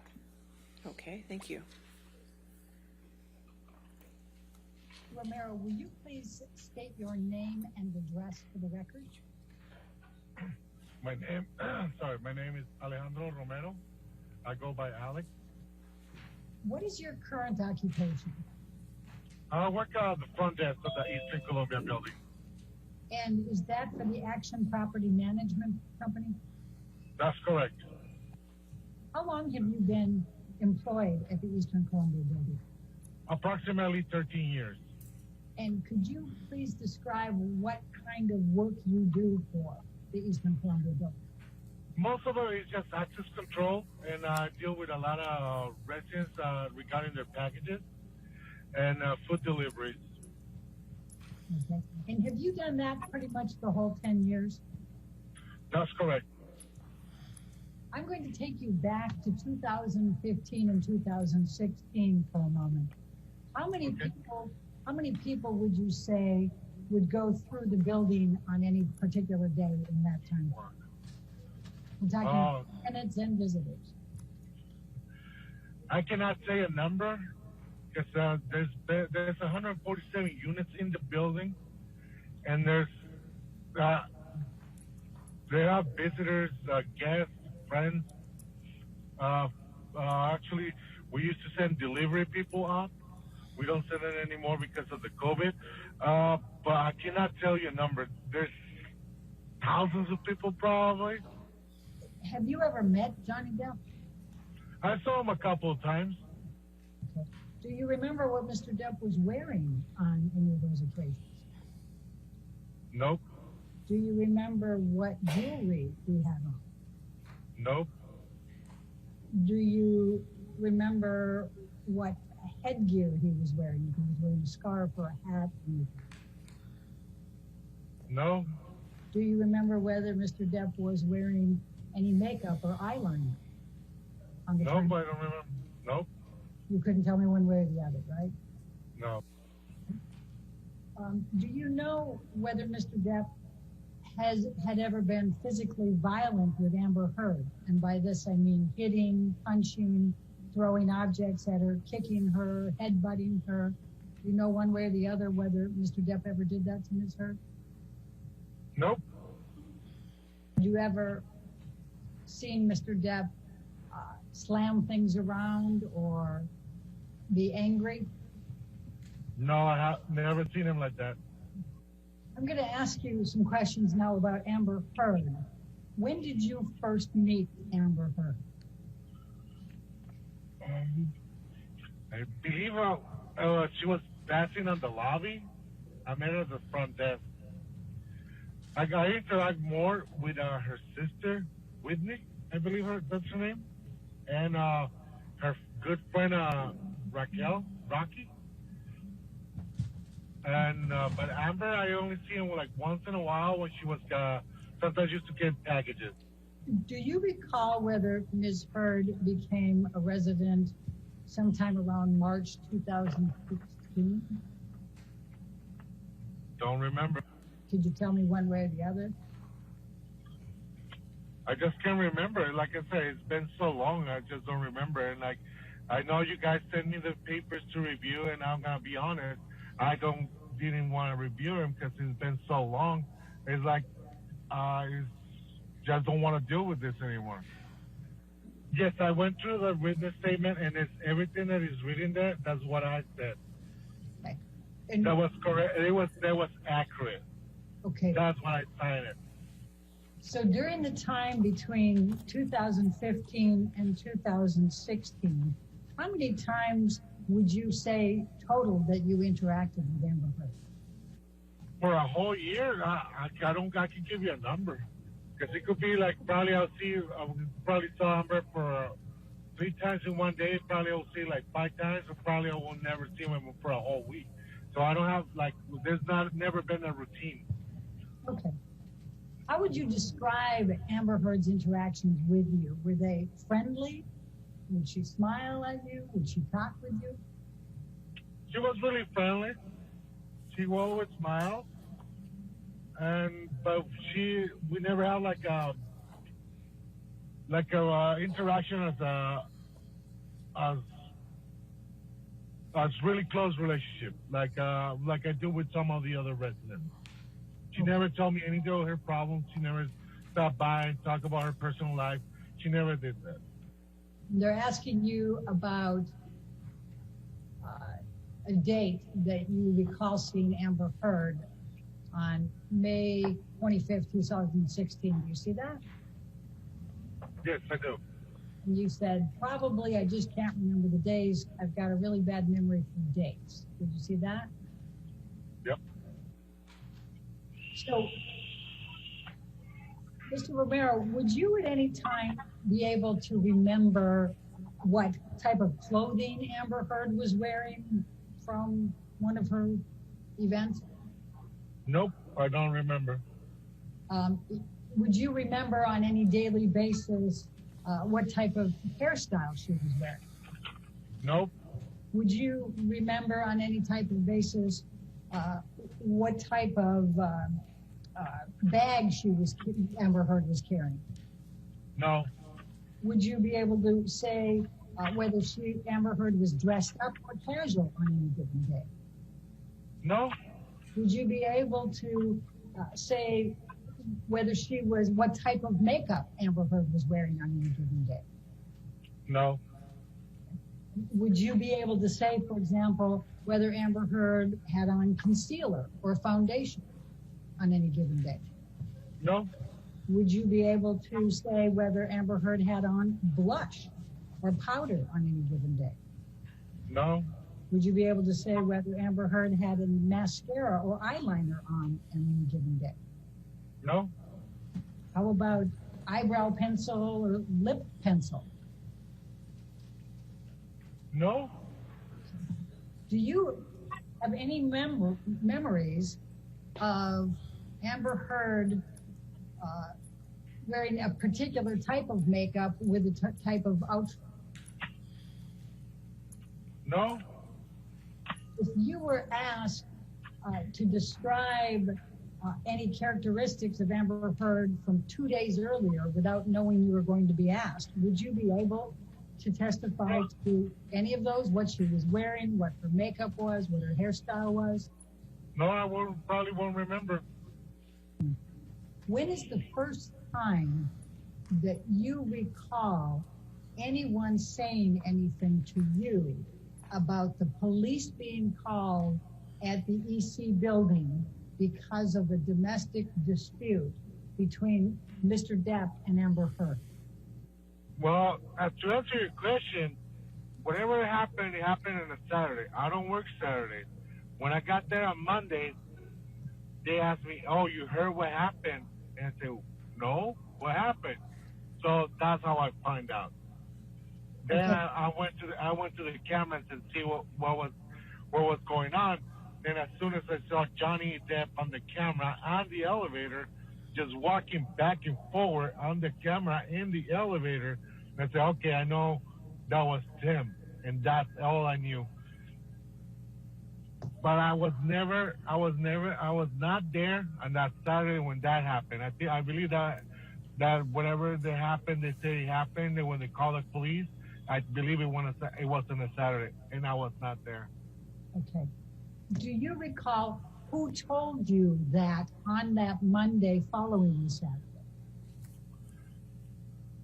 Okay, Don, as a matter of fact, I think it was one of the residents that they approached to me, and they said, there was a lot of noise because the person was working out on the gym that's next to the penthouse. They heard a bunch of noise, and that's it. And that's why I checked the camera. And when I looked at the cameras and I saw Johnny, like I said, was just walking back and forward in the elevator. And I said, like, okay, all right, okay, no, I'll try to figure it out. And I didn't say anything more. I turned off the camera, and that's it. So the first part of that, somebody was working out and heard noise? Someone was working out on the gym and heard the noise. They heard a lot of noise on the hallway. Because it's really rare to hear anything because most of the time the penthouse level is really quiet. Okay. Do you remember who the person was in the gym that heard a lot of noise in the penthouse that night? That's correct. I do remember the person. Who is it? I remember the person. It's been a resident in the building for a long time. I just don't remember. I don't remember her name. And where is the gym in comparison to the penthouse that's owned by Mr. Depp? Like I said, Johnny Depp owns all the penthouse on below the clock. The gym of the Eastern Columbia building is just in front of one of the penthouses. You actually could see it through the window. You can see the gym through a window of the penthouse, or you can see the penthouse through a window of the gym? You could see the gym through one of the windows to the penthouse, and they have a patio that leads to the gym. Penthouse has a patio that leads to the gym. Okay. And this tenant, if you think of her name while you're, even if we're asking other questions, please let me know. This tenant, this is a resident there, right? That saw this? Yeah, I believe her name is Shauna. And so she told you she heard a lot of noise. That's correct. Did she describe anything, voices, any objects, anything like that? No, she just said it was a noise. Just noise. And she was just surprised because, like I said, it's always really quiet. Okay. And so she wanted to know what happened. And so you went to the video cameras to look at video. How did you know when to look for them? Because she got the time. She got the time that she was working out. That's what I figured out to track the time on the camera and look. And then when as soon as I saw, like I said, Johnny Depp walking back and forth in the elevator, I turned off the camera and I figured out, okay, this is what happened. I figured out, put one and two together, so I was okay. When you said you figured out what happened after you saw Johnny Depp in the elevator, what did you figure out had happened? I figured out that's why they call the cops, the police. Because why? Because of the noise that was on the penthouse level. Mr. Romero, I'm going to ask you to look at, this is a video clip marked as Romero Exhibit number 8.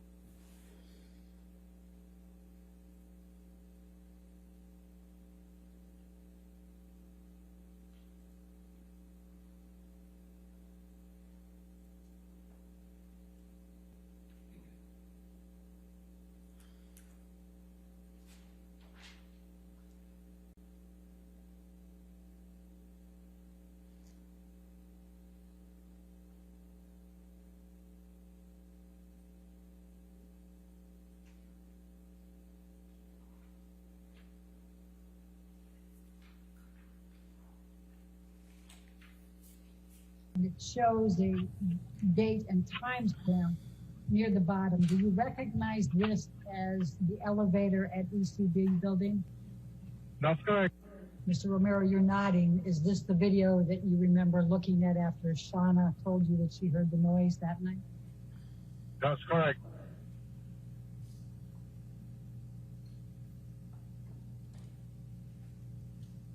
And that's Mr. Depp.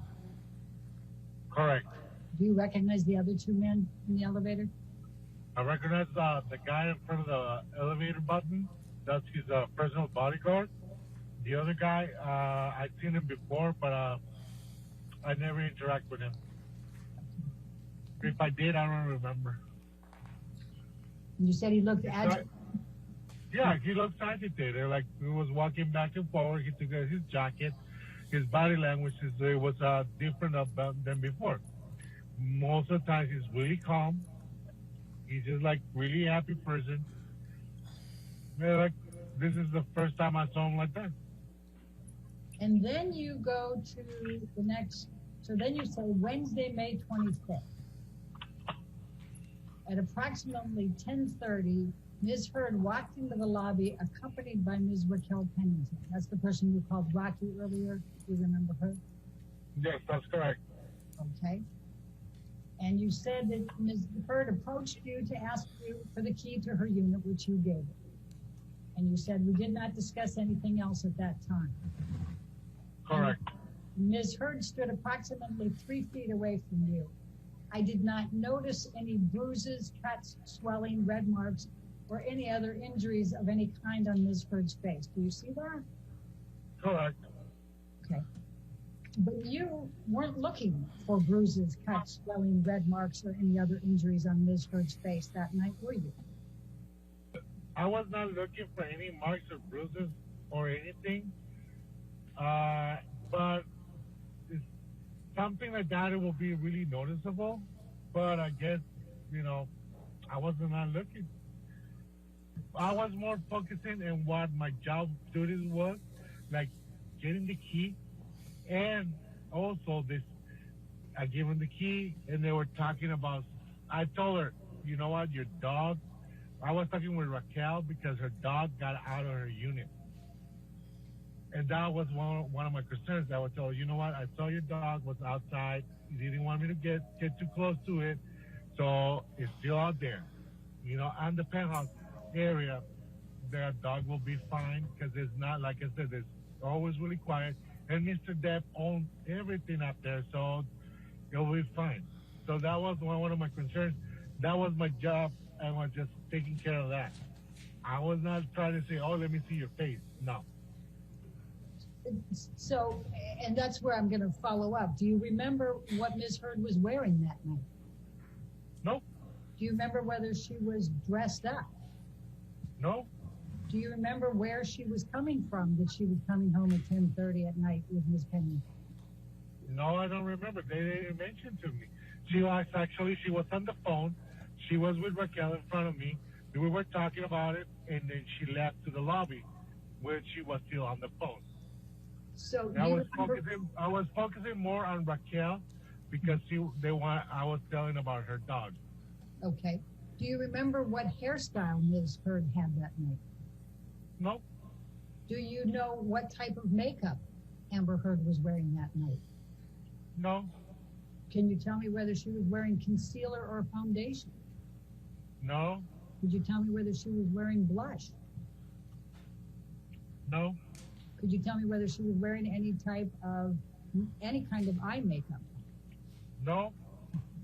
So who wrote the sentence, I did not notice any bruises, cuts, swelling, red marks, or any other injuries of any kind in Ms. Heard's face? I'm pretty sure if I would have seen something like that, I would have said something.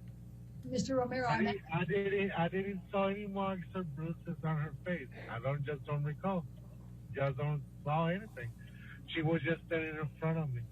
I'm asking specifically, I did not notice any bruises, cuts, swelling, red marks, or any other injuries of any kind to Ms. Heard's face.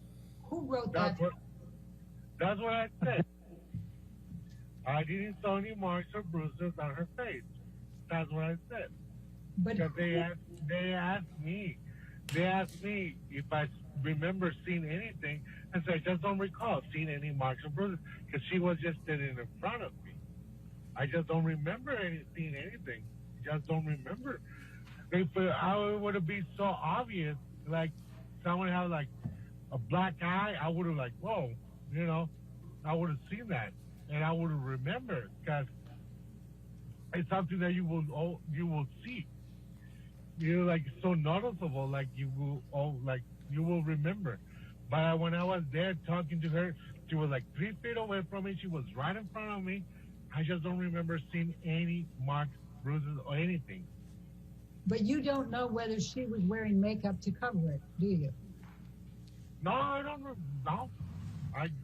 She was wearing any makeup to cover it, probably. You know, the probably would cover any bruise, but you cannot cover the swelling. Were you looking for swelling? No. Like I said, I was not looking for anything. In fact, you were spending more time talking to Rocky about her dog, were you not? That's correct, but I gotta have it. When I'm talking to someone, I look into their eyes. And when I was talking to Amber and Rocky, I always look into their eyes. Okay. And I wouldn't notice like any swelling or bruise. Like I said, I would notice. Is it fair to say, Mr. Romero, that you can't say that Amber Heard had injuries or did not have injuries that day on the 25th? I don't remember. Okay. And like I said, I would probably remember the swelling, but I didn't saw anything. I just don't remember. And you don't remember seeing anything, right? But do you remember even looking? I remember. I'm really sorry, but I remember. I gotta tell the whole story how they got there. Before they went and get the keys. They come down. They say somebody tried to get into my unit. There's scratches on my door. And like, I'm really sorry, but who will think is gonna get into your unit because they saw some scratches on the door, like 4 inches above the door, because the dog was scratching the door, was trying to get in, and they thought about someone trying to break into the unit. I said, on my head, I was like, you think someone's trying to get into your unit? There's scratches like 4 inches above the floor on your door. That was the dog trying to get into the unit. They were so afraid. Oh, someone's trying to get into my unit. They're like, oh, come on, really? And I actually, when they asked me to go inside the unit just to check room by room to make sure that no one was there. So I did that. It's part of my job, make sure they're safe. But I didn't understand why they want me to do that. Like, I don't know.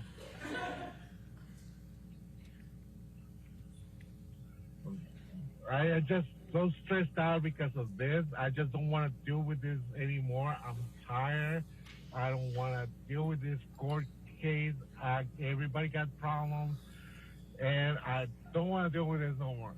Okay. I don't want to put this with any more words. The interaction you just testified about with Amber Heard and Rocky Pennington, and talking about the dog and going up and checking out the penthouse, none of that was on video footage, correct? That's correct. We don't have cameras in the videos. We don't have cameras at the hallway. We don't have cameras on the hallway. I'm going to show you what has been marked as Romero Exhibit Number 1. It's a deposition that was taken of you on July 19, 2016. Now that's approximately 2 months after the May 21, 2016 incident. Do you recall giving that deposition? 16, probably I did. I just don't remember. Okay. I'm going to take you to page 35.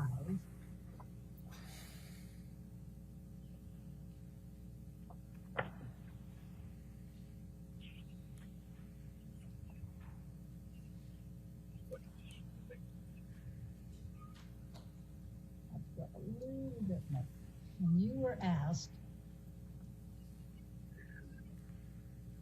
this is the same incident that you're talking about now, okay? And it's talking about, okay, you spoke with Amber at the front desk, later saw her in the lobby, later went upstairs with her. It says the question at line 6. I just want to go back for a second here. You said several times in answer to my questions that you didn't recall seeing any marks on Amber's face. When you say you didn't recall seeing any of those marks, did you mean that you didn't see any marks on her face? And your answer then was, I say that because when I saw Amber, I was not looking to see anything on her face. I was not looking to see anything. Do you recall giving that testimony under oath back at that time, 2 months after the incident? Yes, I remember, because like I say, I always make eye contact with someone that I'm talking to, but I'm not looking to find something like, oh, your makeup is wrong, you haven't have changed your eyebrows, or your eyelashes are not even, or I'm not looking for anything. I'm just looking at their eyes, and I'm not looking for anything else. But if I see something, I will probably will remember. If you saw something, right? Yeah, I would have probably would see, like if she had a swollen, like if she was wearing makeup, probably would have been seeing the swollen. I probably would remember that. But I was not looking for anything. I was like, oh, you know. How swollen was Amber on the 25th of May? How swollen was her cheek then? According to the pictures I've been seeing right now that you're showing me, it was pretty swollen. I probably will remember that. How many days later did you see her from that swelling? That was on a Wednesday. That was from Saturday to Wednesday. Right. How many days would it be fair to say that you cannot testify one way or the other whether Amber Heard was domestically abused by Johnny Depp on May 21, 2016? I cannot say that. I would not agree to testify against anyone of domestic violence because I was not there. I didn't see anything. I didn't hear anything. I was not there. I was never there. I was probably hundreds of miles away and got no idea what happened that day. And do you remember that there was pictures of wine, a glass of wine and bottle of wine stains on the floor outside of the, in the hallway of the penthouse from May 21st, 2016? I remember talking to Mark. I'm not going to say it was wine. All right. Well, I'm not an expert. Ladies and gentlemen, the next portion of this deposition contains questions asked by counsel for Mr. Depp. You sit here today, when you saw her at the front desk on March 25th, you didn't see any bruising, correct? Correct. And you didn't see that correct? That's correct. I didn't see any marks or bruises. You didn't see any swelling either, did you, Mr. Romero? That's correct. No swelling And at she was all. she was only 3 or 4 feet away from you, correct? Correct. And you were looking right into her face squarely, correct? Correct. And the lighting was good at the front desk, correct? Objection. Correct. It was so good that had she had any bruises, swelling, or marks on her face, you would have noticed that, correct? That's correct.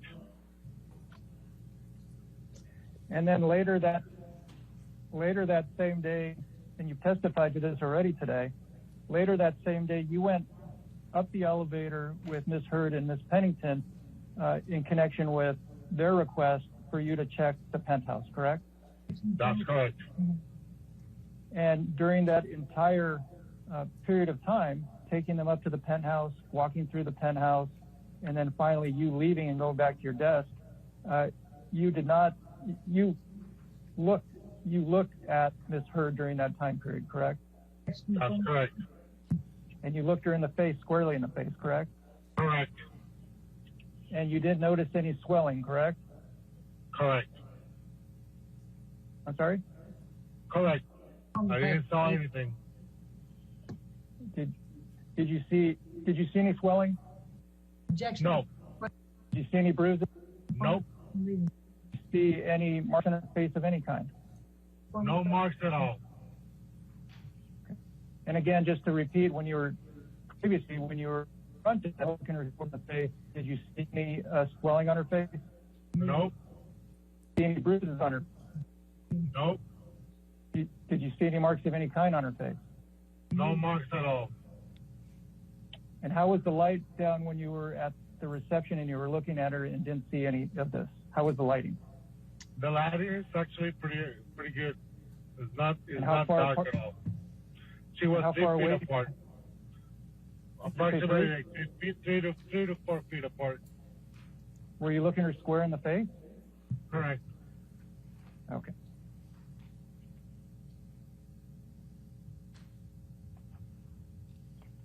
And when you were up in the penthouse and you were looking her square in the face, how far apart were you from her then?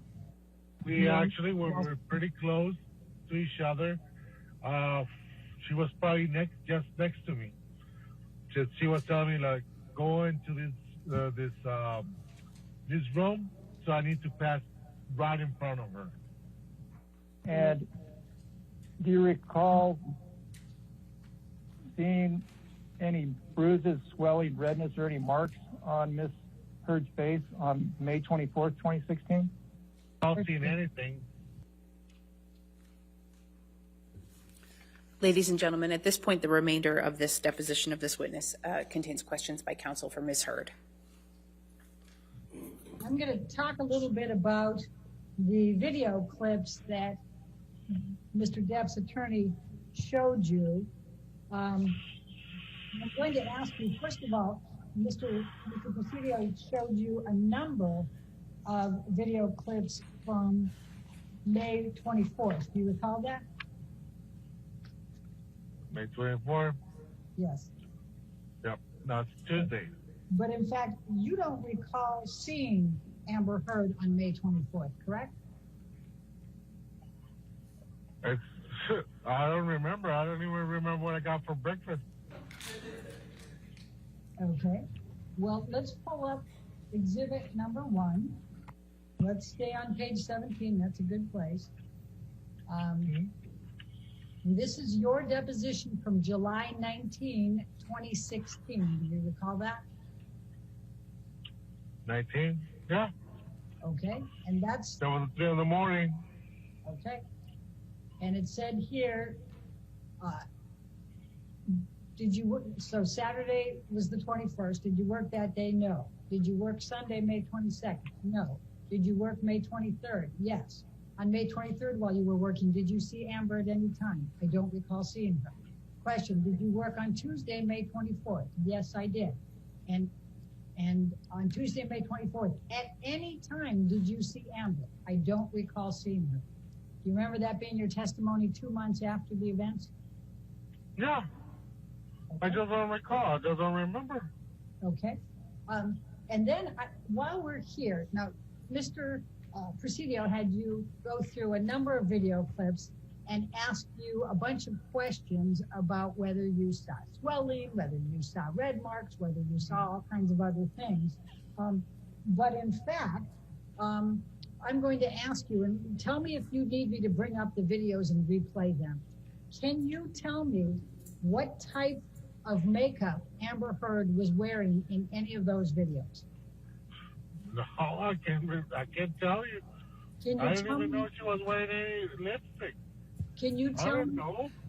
Can you tell me whether Amber Heard was wearing concealer in any of those videos? No. Can you tell me whether Amber Heard was wearing any foundation in any of those videos? No, I can't tell you. Can you tell me whether Amber Heard was wearing any blush in any of those videos? No. Can you tell me whether Amber Heard was wearing any powder in any of those videos? No, but she looks really pale. Well, do you know what shade of concealer or foundation or powder Ms. Heard uses or used at that time? No. Okay. So you don't know whether Ms. Heard was wearing makeup in every one of those video clips, correct? Correct. I want to try to move along. So the incident was May 21st, 2016. You saw her the night of May 25th, correct? Correct. You said that you saw Amber Heard hundreds of times while she was there. Did Amber Heard treat you well, and was she friendly to you in each of these hundreds of times? Yes. I'm not gonna say no because she was really always nice. All right, this is my last. Be nice. All right, this is my last question. You testified in response to Mr. Presidio's questions that you testified truthfully in all of these occasions. Did you testify truthfully to everything that you testified in response to my questions today? That's correct. All right. I did.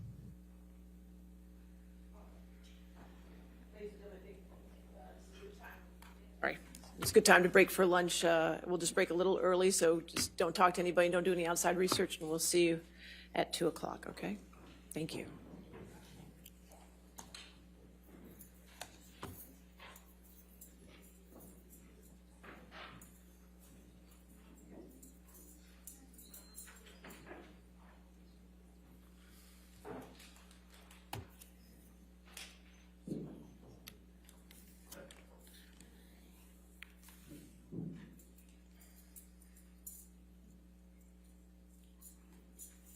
All right. That was a first, I'm sorry. I will say, Your Honor, that is the most bizarre deposition. Okay, all right, I've just never seen that before. I've seen a lot of things, but I've just never seen that. You started driving that. Yeah, that did it. All right, so we will come back at 2. Is there anything preliminary before we get to the next deposition? You'll work through them, and then if I come back at 2, we should be able to take care of it pretty quickly? Yes. Okay, all right, great. We'll come back at 2 then. Thank you.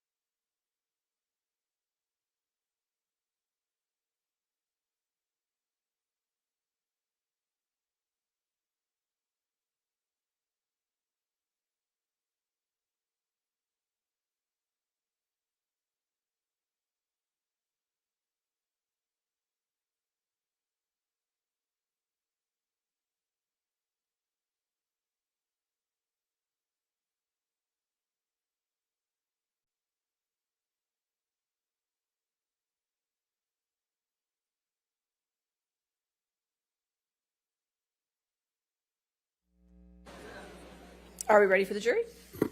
Okay, We are, Your Honor. thank you.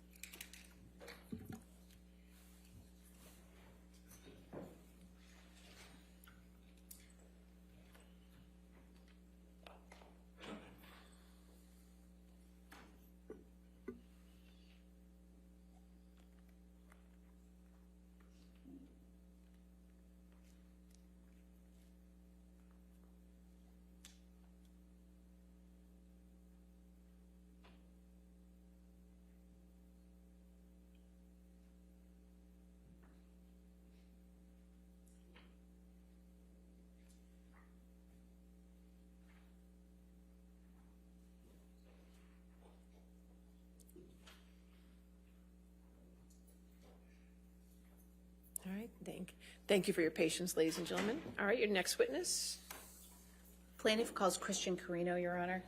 Christian Carino. And as with a number of the other depositions, this one will start with questioning by Ms. Heard's counsel, and at some point switch over to questioning by counsel for Mr. Depp. All right, and how do you spell the last name just for me, just in case? C-A-R-I-N-O. Thank you.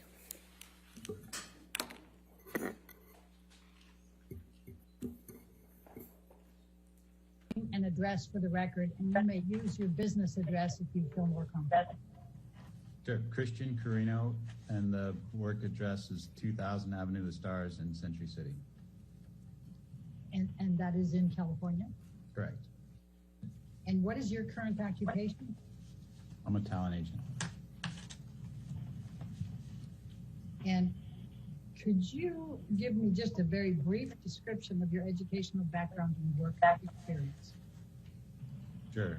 I have a BA from the University of Massachusetts, and my work background is I've been at CAA for approximately 16 years, and before that, I had a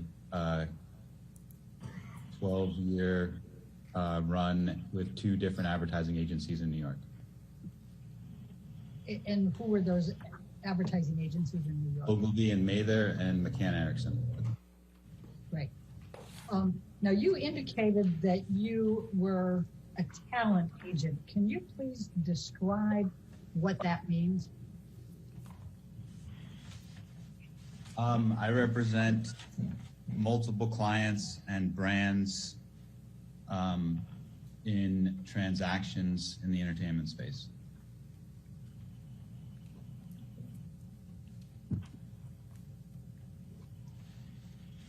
And when you say in the entertainment space, what are you including? Just the different genres of entertainment, everything from motion picture to television to books to licensing to modeling, all the different areas that the agency operates in. As a talent agent representing multiple clients, what types of services do you perform for them, and what is the objective? Okay. Yep. I conduct business transactions on behalf of clients and brands in the entertainment space. And what does that mean? It means I organize, pitch, transact in contractual agreements between talent and studios, talent and brands, entertainment platforms and individuals, brands and individuals. Do you represent any actors? I do work with every different group of talent within the agency, and for each person it's different, the business that I personally oversee for them. So in some cases I am negotiating contractual agreements for a music artist to go to Las Vegas. In some cases, I'm transacting an agreement for an artist to have a relationship with a brand. In some cases, it's an artist with a platform like Netflix. It spans the general platform capabilities that the agency has overall. Is one of the objectives of your representation to build the careers of the individuals you represent? Yes. Did you have any conversations with Mr. Waldman in which you expressed any thoughts or opinions on how you believed any litigation was having an effect on Mr. Depp's reputation or career? Yes. How many times? One that I can recall. And when was that? I have no idea. Years ago. If you expressed to Mr. Waldman that the sooner the litigation was over, the better for Mr. Depp, what were you thinking when you said that? Why did you think that?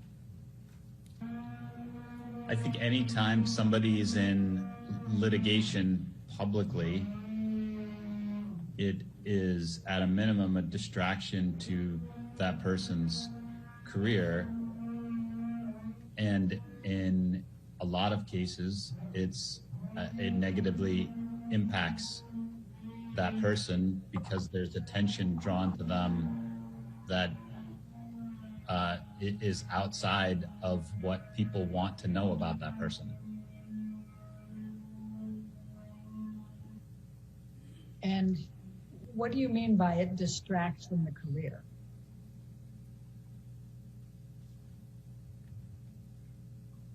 I mean that with somebody who is well known, people don't want to hear they're in a lawsuit with anybody about anything. Why not? Because that's just not what they want to know or hear news about people.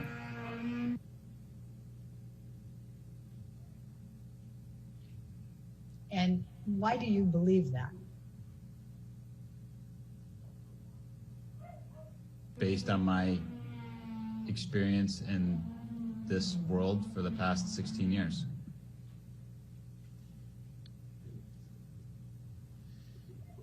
And when you say it negatively impacts, what do you mean by that? People don't want to hear that the people that they look up to are in litigation. Do you also believe that that impacts career decisions by producers, directors, companies with brands, things of that nature? Yes. And in what way? Because the general public doesn't want to hear that people that they look up to are in litigation. And when the more oxygen it takes up in the overall news or coverage of an individual, and the less focused it is on that person's career, the less interested studios, brands, the general public becomes in that person.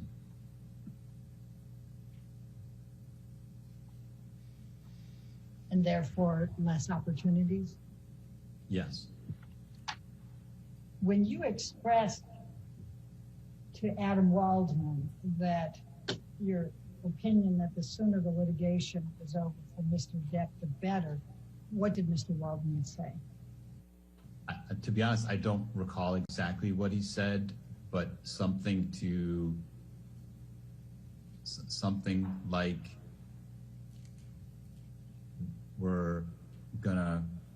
get this over with as fast as we can. Mr. Carino, I'm going to ask you to take a look at what has been marked as Carino exhibit number, we'll keep it labeled 4. Do you believe that the Mandel lawsuit posed a distraction to Mr. Depp's career?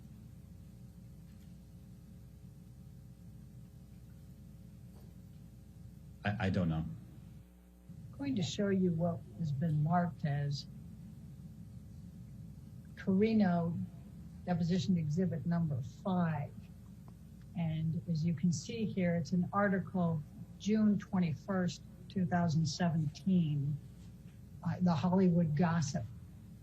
Do you recall that coming up during that time frame, that issue? No. Have you read or heard of the Rolling Stones? Yes.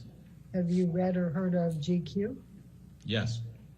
Mr. Carino, I'm going to ask you to take a look at what has been marked as Carino deposition exhibit number 2, and it's Rolling Stone publication on June 21, 2018. Do you see that? Yes. Do you ever read this article? Parts of it. Are you aware of whether this article in the Rolling Stone, June 2018, that's reflected in Carino exhibit number 2, impacted in a negative way Mr. Depp's reputation or career? Elena, I don't think it's possible to ask anybody that question without having done research among the people who read a specific article. If you're asking my opinion about whether an article like this or this particular article, in my opinion, would have a positive or negative effect on somebody's, career, I could potentially answer that. But as to definitively whether an article has or has not had an impact on somebody's career, nobody can answer that question without research. Specifically. Mr. Carino, I think we were just going to start looking at the Carino exhibit number 3. This is an article that was published in November of 2018. Do you recall reading this at some point? What publication is that? This is GQ. I probably read part of it, but I don't remember. Have you had any direct contact with Ed White or his company? Yes. What is the nature of your contact with Ed White and his company? Payment on deals where Johnny was owed money. Bill collecting. When you say bill collecting, was it collecting on your behalf, or was it trying to collect from studios or companies? The latter. And so what would your involvement be in those circumstances? Ed, on occasion, reached out to me to ask about the timing of a payment that was owed to Johnny. All right. And were you able to answer those questions? I think in all cases, I just referred him to somebody who worked for me to find out what the payment schedule was. Other than these occasions where Ed White would reach out to you to ask when timing of payment, did you have any other connection or communication with Ed White or his company in connection with Johnny Depp? No. Were you familiar with Jake Bloom? Yes. Do you know whether Mr. Bloom ever represented Mr. Depp? Yes. And what was your understanding of the nature of that representation? He was his lawyer. Did you ever talk to Jake Bloom? Yes. On how many occasions did you speak with Jake Bloom relating to Mr. Depp? I have no idea. Was it pretty frequently? What does that mean? Well, was it more than 10? Are you asking me if I had approximately 10 conversations with Jake over the duration of our relationship? Yes. I actually asked if you had more than 10. I wasn't asking you if it was exactly 10. Okay. I mean, I'm guessing that it was probably less than 10 in total. Was Mr. Bloom still representing Mr. Depp when you started representing Mr. Depp? I believe so, but I'm not sure. And when did you start representing Mr. Depp? I believe it was in late 2016. Mr. Carino, are you looking at something to be able to refresh your recollection? I am. What do you have in front of you? A note that I made to myself of the date of when Johnny was a client, and I think I wrote down October 2016. Do you have a recollection of the context of your discussions with Mr. Bloom? Yes. My recollection of the conversations I had with Jake were in regard to getting Johnny and Jake to meet and work out whatever the issues were around their disagreement.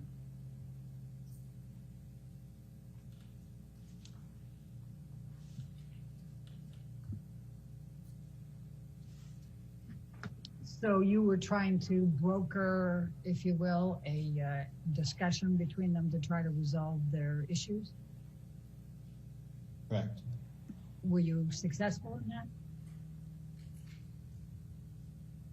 I don't remember whether they ever got together and met about it, to be honest. Now I'm going to show you what has been marked as Carino deposition exhibit number 7. And this is a lawsuit that was filed on October 17, 2017. Were you aware of this litigation being filed by Mr. Depp on his behalf against Bloom, Hergott, Demer, etc.? Yes. And were you involved in any way in this litigation? No. Do you know one way or the other whether the filing of and the ongoing litigation associated with this lawsuit had any negative impact on Mr. Depp's reputation and career? I said no, Elaine. Do you recall whether there was any publicity surrounding this litigation that's reflected in the complaint that's Carino number 7? Are you asking me if I'm aware if the Jake Bloom litigation was made public? Yes. Yes. And in addition to being made public, do you recall whether there was publicity surrounding the Jake Bloom litigation? Yes. And do you recall whether there was publicity surrounding the Mandel litigation? Yes. Mr. Carino, I'm going to ask you what has been marked as deposition exhibit number 10. And in this particular one, we have, this is the article that was written in the Sun Times that was the beginning, if you will, of the UK lawsuit. Do you have a recollection of seeing that? No, Did you ever read it? I don't know. I'd have to. I don't know. I'm sure I read at least part of it. If it's the original document that caused the Sun legal issues. Now, the date on this one is April 27, 2018. Do you see that on there? Yep. Mr. Carino, I'm going to ask you what has been marked as Carino deposition exhibit number 11. And it's dated June 13, 2018. It's hard to see that little stamp there, but it was filed on June 13, 2018. And it's Mr. Depp filing the News Group Newspapers Limited, who owns The Sun, and then Dan Wooten. Were you aware that Mr. Depp brought this lawsuit in the UK against The Sun and Mr. Wooten? Yeah. Mr. Carino, I'm going to ask you to take a look at what has been marked now as Carino exhibit number 12. This is published in the Washington Post on December 18, 2018. Were you aware of this article? Yes. Op-ed. Yes. Mr.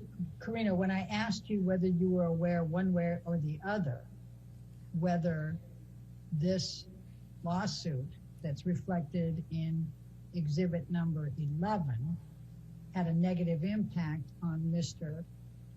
Depp's reputation and career, you answered no. What did you mean by that? I meant that there isn't a way for any individual to know whether the filing of a document had an impact on somebody's career, positive or negative, without specific research conducted in exactly that case.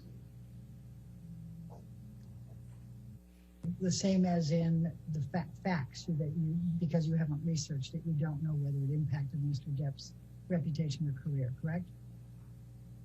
I believe I stated that unless someone had done research specifically about the filing of this document and its impact one way or the other, it's impossible to answer the question. I'm going to show you what has been marked as Carino number 14. This is the lawsuit that Mr. Depp filed against Ms. Heard.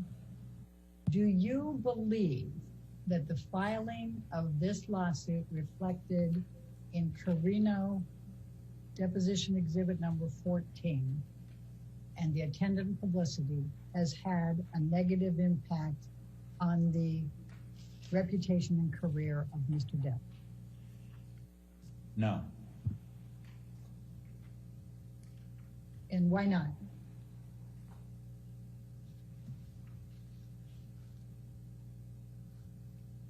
Because I've stated previously, it's not about the filing of a lawsuit, it's about the coverage.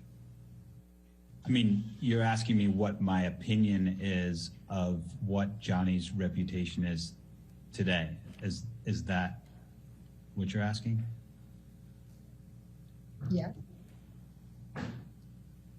My opinion of what Johnny's reputation today is one of the finest actors of his generation. In your opinion, has Mr. Depp's reputation changed at any point from October 2016 to the present?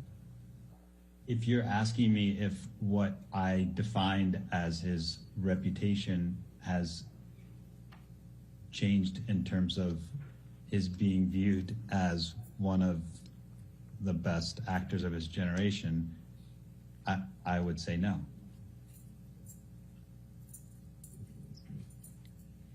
So just so I'm clear that I understand your answer, in your opinion, Mr. Depp's reputation is that he is one of the finest actors of his generation, and that has been his reputation since you started representing him in October 2016. It still is today, and it hasn't changed during that time frame. Is that correct? The view on his acting ability has not changed. Well, I'm taking your definition of reputation. You said what they are known for. So I'm taking that specific definition, and I'm asking, is there anything other than that Mr. Depp is one of the finest actors of his generation that he is known for that has changed between October 2016 and the present?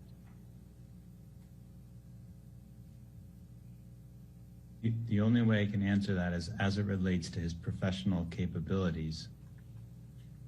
That has not changed. Is there something that has changed that doesn't relate to his professional capabilities? I don't know how to answer that, Elaine. Using your definition of reputation, which is what a person is known for, is there any aspect of what Mr. Depp is known for that has changed between October 2016 and the present? I've stated what I think his reputation is, and I've stated that, in my opinion, his professional reputation as it relates to the quality of his acting abilities has remained unchanged.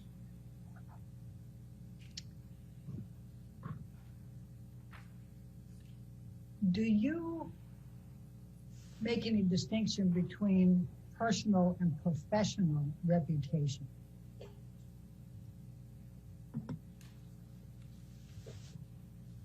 Yes.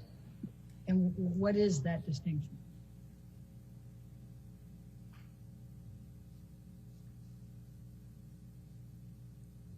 The difference between what somebody does on screen and off screen.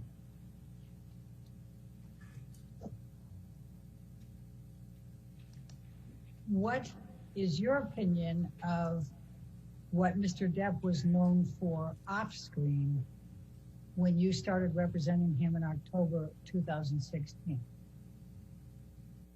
I think what he was known for off screen was a shroud of mystery of who he was, because he was not visible to the public.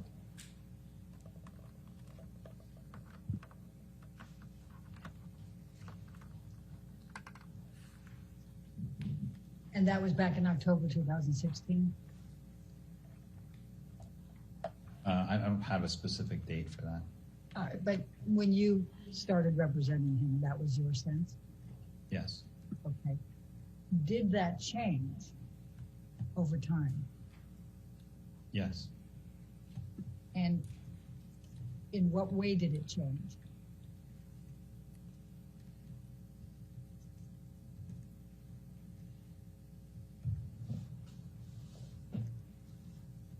It changed with the exposure of that came with the lawsuits.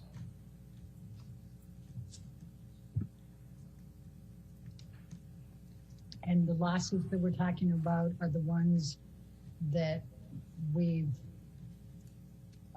already taken a look at: Exhibit 4, 7, 8, 9, 11, and 15? No, I mean 14? I mean, I'm not talking about any one or two specifically, in general. Do you believe that Mr. Depp is still a shroud of mystery, not visible to the public? No. And when did that change? I don't know exactly when. Would you say it was cumulative over the period of time as a result of all of the litigation and the publicity ensuing? Probably. Agree with that. Is there any one specific litigation that you believe most significantly impacted on Mr. Depp's personal reputation no longer being a shroud of mystery and not visible to the public? My opinion is that Amber's accusations would have had the most dramatic impact on his off-screen reputation. I'm not talking about any one specific accusation. When you say Amber's accusations, what do you mean by that?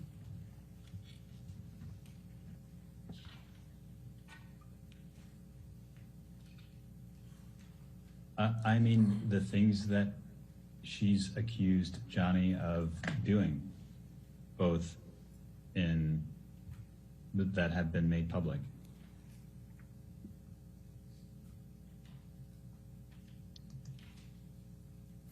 Now, those accusations were made public in the divorce back in 2016, correct? I don't know exactly how or when they were made public.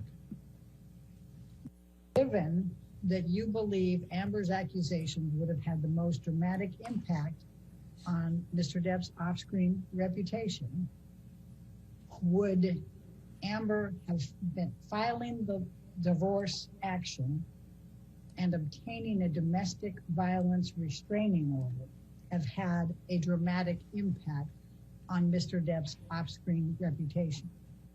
I think the only way I can answer that is by saying I don't think filing for divorce would have any impact whatsoever. And I'm actually not familiar with the lawsuit to get the restraining order, so I don't know exactly what's in there. But if that was based on claims of or accusations of abuse, then that, in my opinion, would have a negative impact on Johnny's off-screen reputation. Mr. Carino, we were talking about Amber's accusations and your view that those would have the most dramatic impact on Mr. Depp's off-screen reputation. And you were talking about her accusations of domestic abuse and violence, correct? Yes. Were you aware that the Dan Wooten article published in The Sun included specific accusations by Amber Heard of domestic violence and abuse by Mr. Depp? The Sun case, is that what you're asking about? Yeah.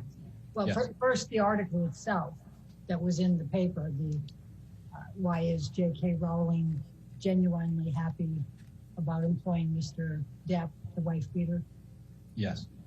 Okay. And you're aware that the litigation, the lawsuit, including the particulars of the claim brought by Mr. Depp, included the accusations by Amber Heard of domestic violence and abuse by Mr. Depp, correct? Yes. Given that the Mandel lawsuit included accusations by Amber Heard of domestic violence by Mr. Depp against her, are you able to say how much of Mr. Depp's off-screen reputation was impacted by the Mandel lawsuit? No. Now, you were aware that the op-ed by Dan Wooten in The Sun included accusations by Amber of domestic violence against Mr. Depp, correct? Yes. Are you aware, one way or the other, how much Mr. Depp's off-screen reputation was impacted by the complaint that was filed in this case that contained Amber Heard's accusations of domestic violence and abuse by Mr. Depp? No. Are you aware of how much Mr. Depp's off-screen reputation was impacted as a result of the op-ed in the Washington Post from Amber Heard? No. Are you aware of how much Mr. Depp's off-screen reputation was impacted by the accusations included in the Waldman tweet on May 2020 of the op-ed? No. Are you aware of any role or opportunity that Mr. Depp lost as a result of the op-ed by Dan Wooten and Son? No. Are you aware of any role or, and when I'm saying opportunity, any kind of business opportunity that Mr. Depp lost as a result of the particulars of claim that Mr. Depp filed? No. Are you aware of any role or business opportunities that Mr. Depp lost as a result of the op-ed by Amber Heard in the Washington Post? Okay. Are you aware of any roles or business opportunities that Mr. Depp lost as a result of the Waldman tweet from May 2020 relating to Amber's op-ed? No. Is there any other role or business opportunity that Mr. Depp has lost since you started representing him in October 2016? And I'm saying, I would say his, I would say yes. and what? The Pirates, the next Pirates movie. Do you remember which one that was? 6, 7, I'm not sure what the number is. It's 6. I think Pirate 6 is the one that's yet to come out here. And why, what is your understanding of why Mr. Depp lost Pirate 6?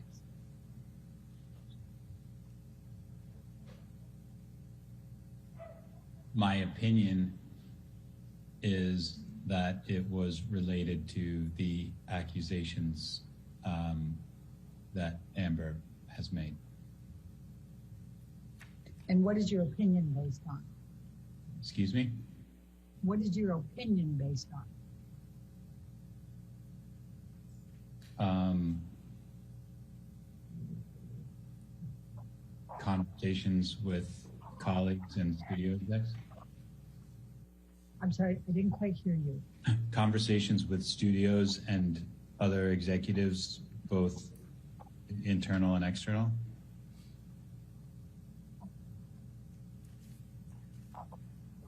When you say related to the accusations that were made by Amber Heard against Mr. Depp, are you talking about accusations of domestic violence and abuse by Mr. Depp? Yes. Okay. How many conversations have you had with studio and other executives? I have no idea. More than 5, more than 10?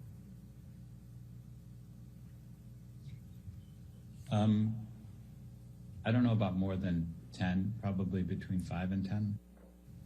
Who do you recall speaking with at studios or other executives?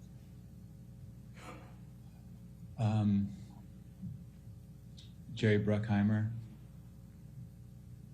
probably mostly Jerry, and then colleagues at CAA.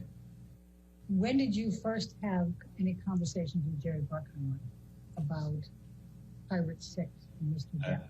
I have no idea. Do you recall whether it was in 2016, 2017, 2018, 2019? I don't. When did you have any conversations with colleagues at CAA? It would have been whenever the decisions were being made about how to cast that movie. I don't honestly, I don't know what year that was. Do you recall who you spoke with at CAA? I spoke with Jack Wiggum. I spoke with Brian Lord. What do you recall Jerry Bruckheimer telling you?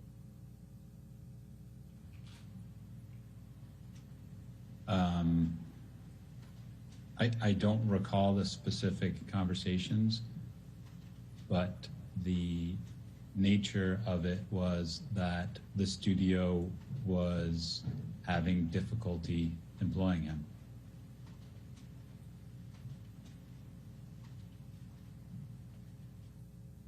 And did Mr. Bruckheimer tell you why the studio was having difficulty employing Mr. Depp? No, not specifically, but it was understood. Did you ask? I didn't need to.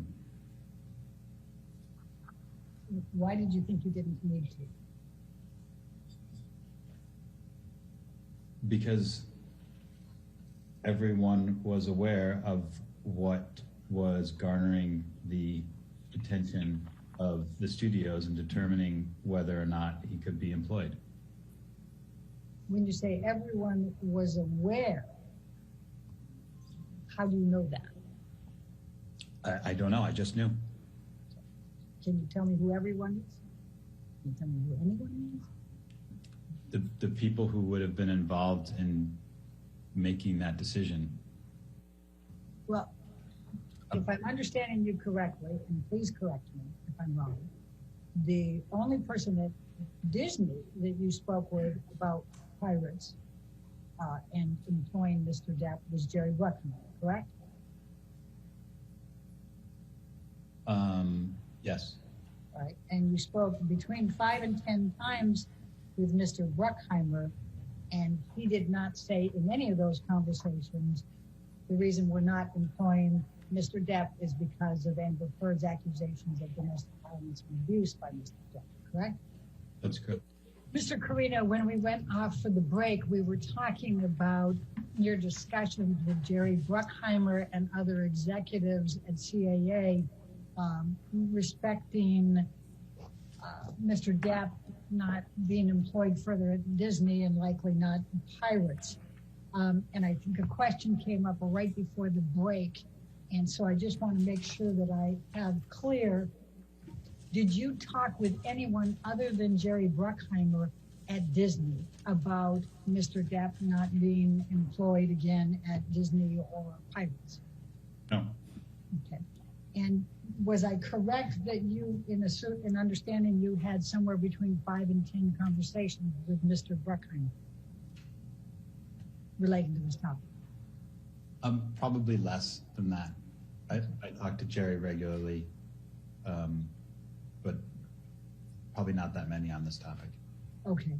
And was there anyone else at Disney that you spoke with at any point about Johnny Depp being considered for pirates or not being employable by Disney? No. Okay. And is that true to the present? Yes. Okay. And the other discussions that you had, those were all with executives at CAA? Yes. And that was Brian Lord and Jack Wiggum, correct? Yes. Anyone else? Not that I can recall, no. Okay. You had indicated that you believe that everyone was aware that the impact of Amber's allegations were at the heart of this. I just want to make sure that we're clear, since we were just talking about this before the break. Jerry Bruckheimer did not say specifically what it was that caused Disney to decide not to continue with Johnny Depp and Pirates 6 or in other matters, correct? Correct. Well, and I'm trying to reach that it was understood. I'm trying to discover any facts that would have led you to believe it was understood. And if I'm understanding, use the same word, Mr. Bruckheimer didn't tell you that, correct?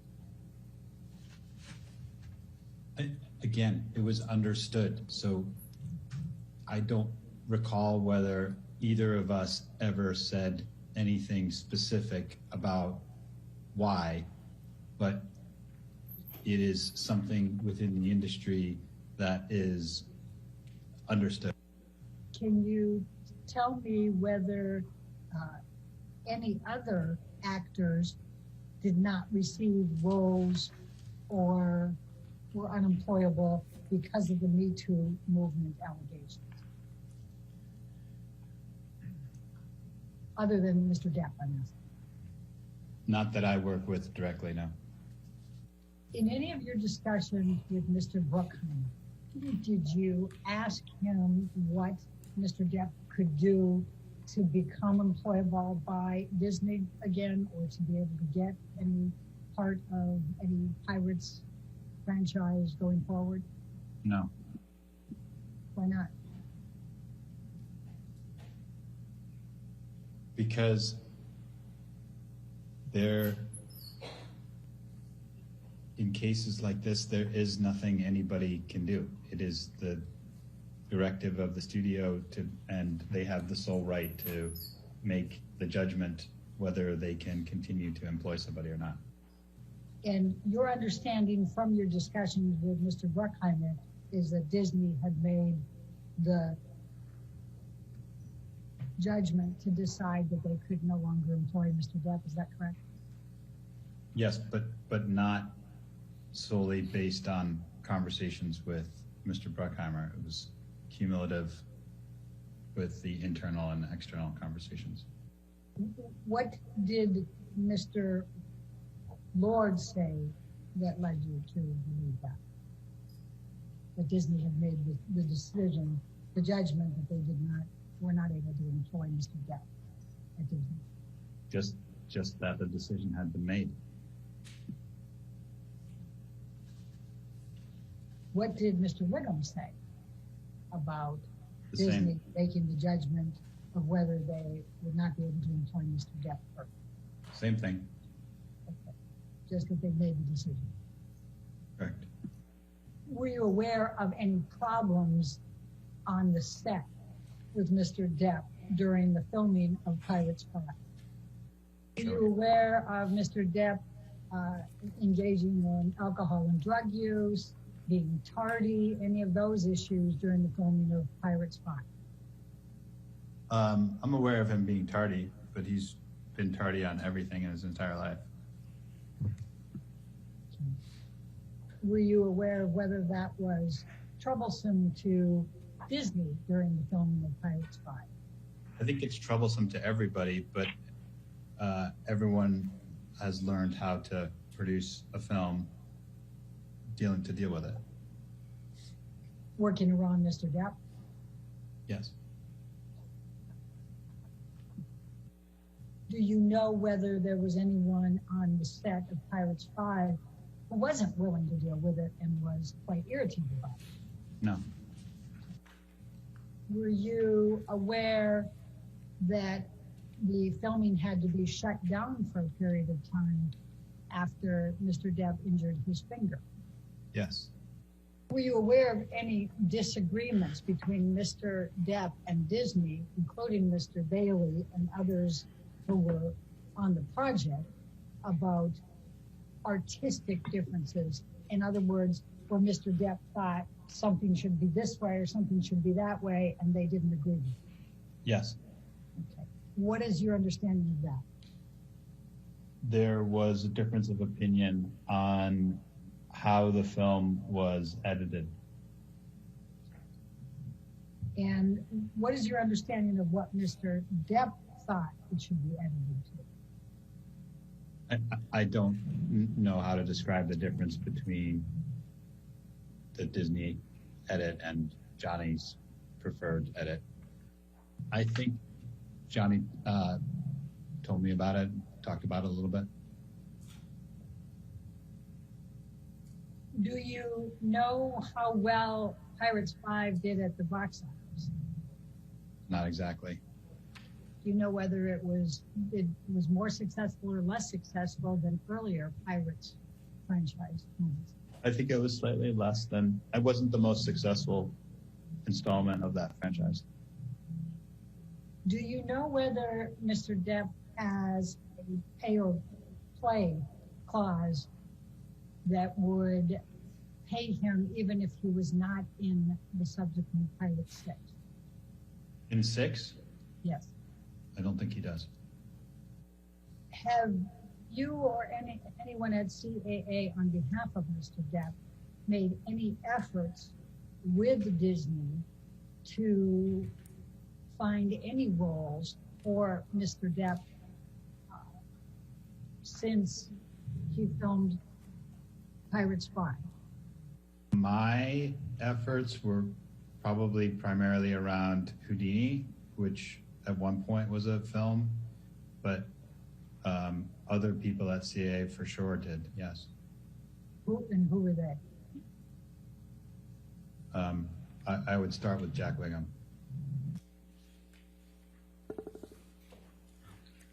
We'll now play volume 2 of Mr. Carino's deposition, at which. Okay, maybe time for afternoon. Sure. Why don't we just close enough to it? Absolutely, Your Honor. All right, before we get to volume 2, let's go ahead and take a 15-minute break. Please do not talk to anybody about the case and don't do any outside research. Thank you.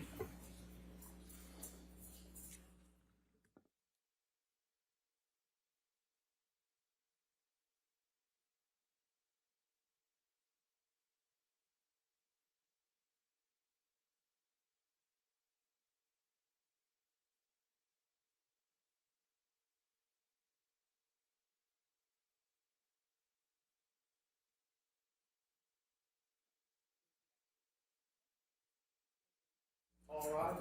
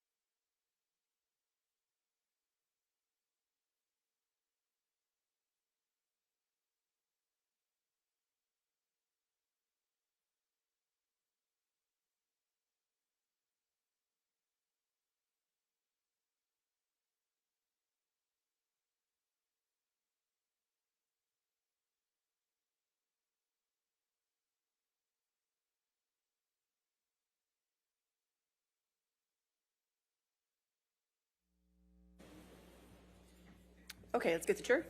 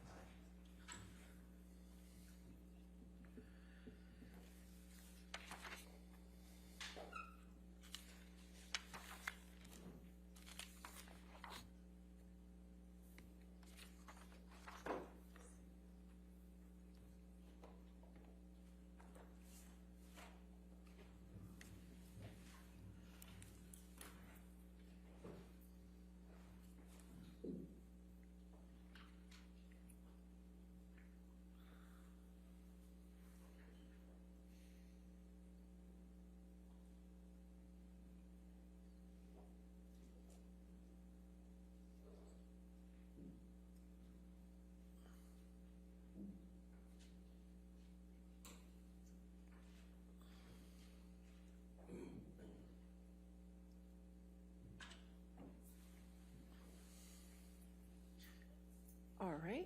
You want to continue with this witness then? Yes, thank you, Your Honor. We'll now play volume 2 of Mr. Carino's deposition, which is the questioning from counsel for Mr. Depp. Okay, thank you.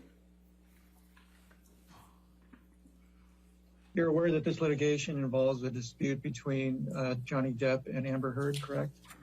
Correct. And you know both of those individuals, correct? Correct. Who did you meet first? Amber. When did you meet her?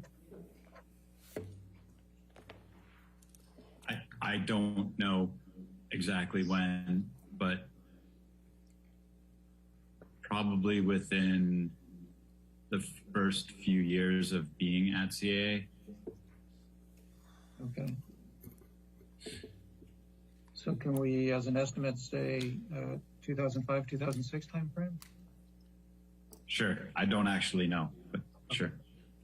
But it was pretty early on at your career at CAA. Correct.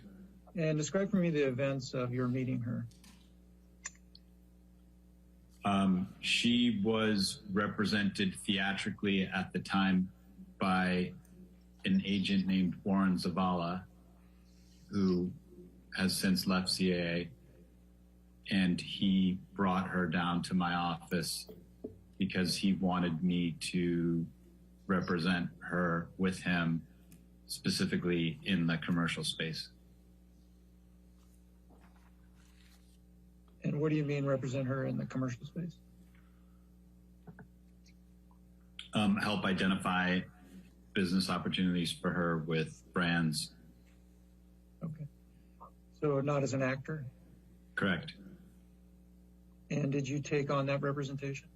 I did. And at some point in time, you did consider her a friend as, in addition to you two working together, is that right? Yes. And in that regard, did you and her do anything social? Yes.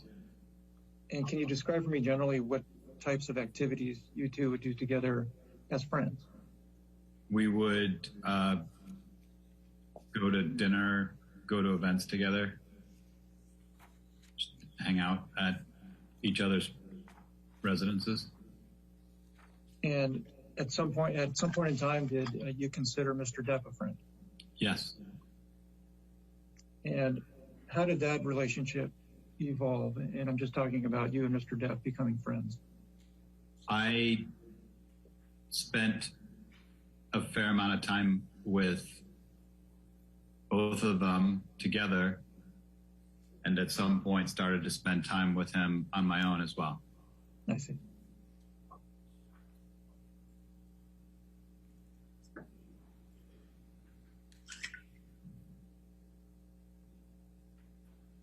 And at some point in time, did Mr. Depp become a good a friend to you as Ms. Heard? Yeah. Sorry. Let me re-ask that also. Did you consider, at some point in time, did you consider Mr. Depp a friend to the same degree you considered Ms. Heard a friend? Yes.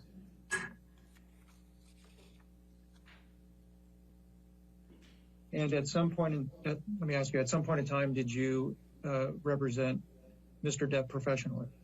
Yes. And can you explain to me how it how it came to you representing Mr. Depp professionally? Johnny asked me to represent him. And when you began representing Mr. Depp, did you continue representing Ms. Heard? Yes. And do you recall who Mr. Depp's agent was prior to you? He was represented at another talent agency, UTA. Do you still work for Mr. Depp? I do not. Do you recall when you stopped working for Mr. Depp?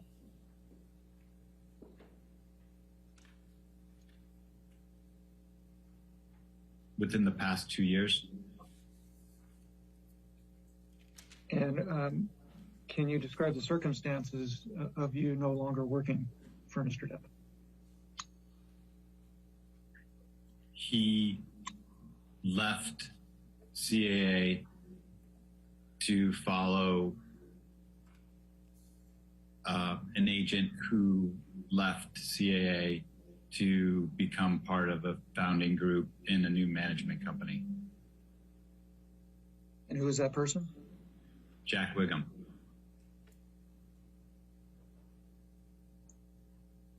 Was Mr. Wiggum ever affiliated with CAA? Yes. Okay. And say that when Jack Wiggum departed CAA, Johnny went with him? Yes. Okay. And when Mr. Depp left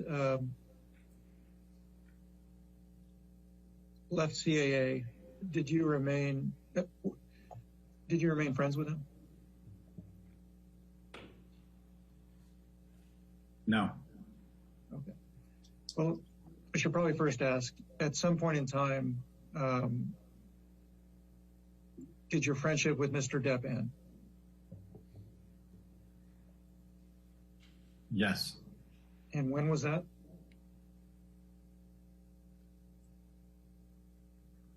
I would say at the time he left CAA. And did him leaving CAA have something to do with the end of the friendship? I don't know. Are you still friends with Miss Heard? No. And when did that friendship end?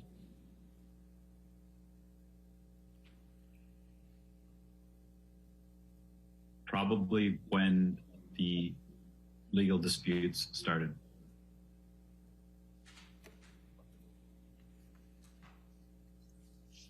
And what legal dispute are you referring to? This one?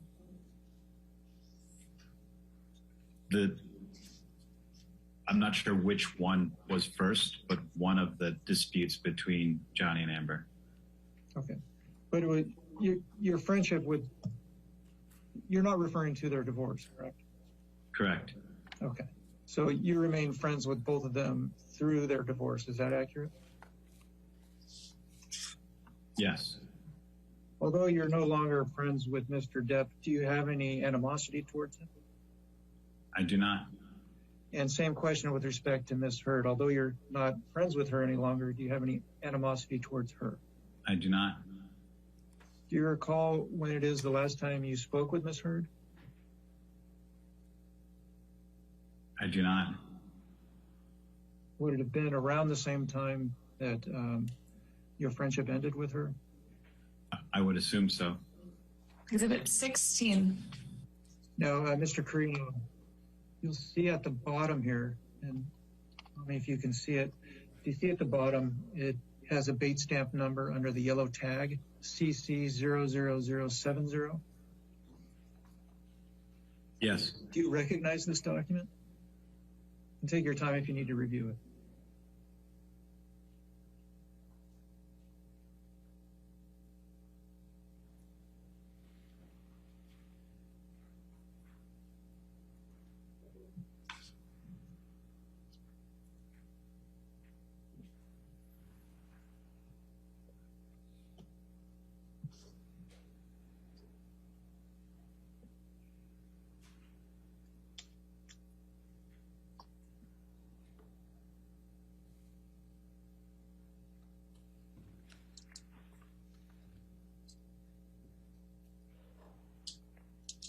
Yes.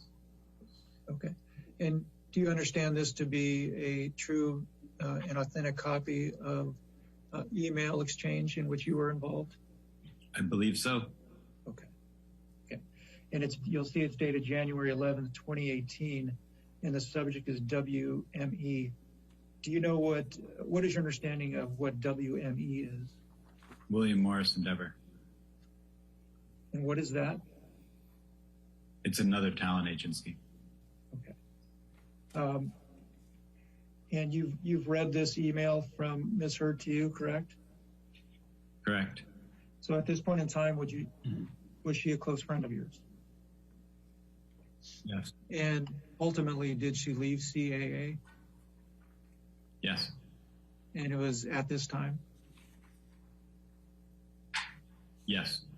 During the entire time you represented Ms. Hurd, did Mr. Depp ever interfere with your representation of Ms. Hurd? No. Did he ever ask you to do anything with respect to her career? Not that I can recall. Exhibit 17. Now, Mr. Carino, this particular document was not produced by you. You'll see that at the bottom here.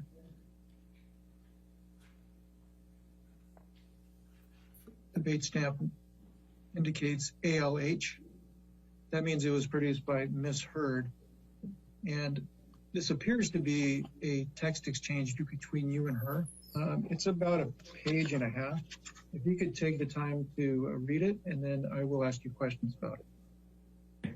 I read it. And you'll see at the top, Mr. Carino, that it's dated July 14th, 2016. Based on that date and based on reading this text exchange, at this point in time, were you close friends with both Mr. Depp and Ms. Hurd? Yes. And having read the text exchange, do you believe this to be a true and correct representation of the exchange? Yes. And to be authentic in that regard? Yes.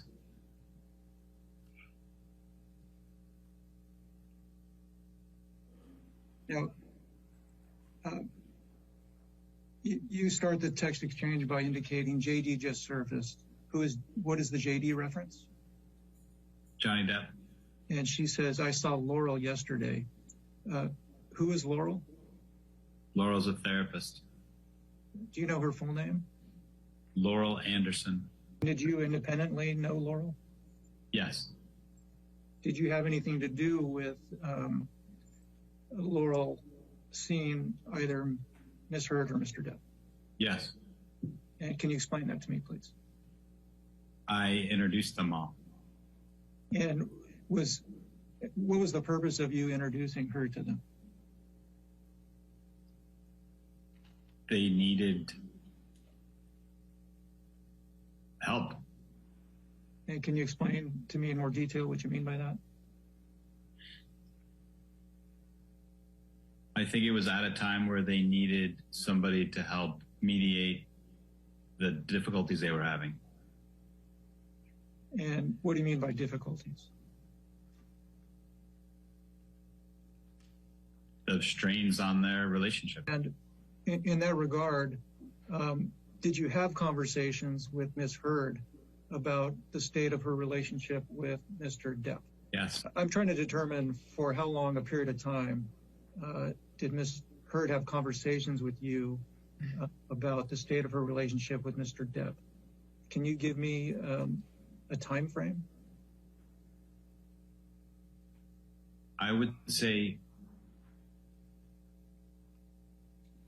she talked to me about the state of their relationship from the beginning until the end. The entire time you knew her? I'm sorry, the entire time you considered her a friend? Yes. Okay. And how about Mr. Depp? Did you have conversations with him about the state of his relationship with Ms. Hurd? Yes. And were those ongoing during the entire time you were friends with him? Yes. You say they both confided in you in that regard? Yes.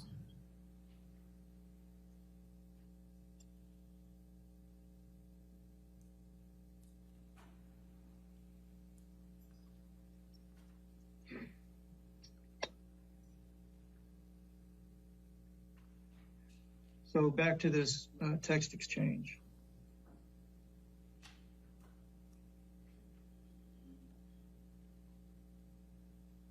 Where my cursor is,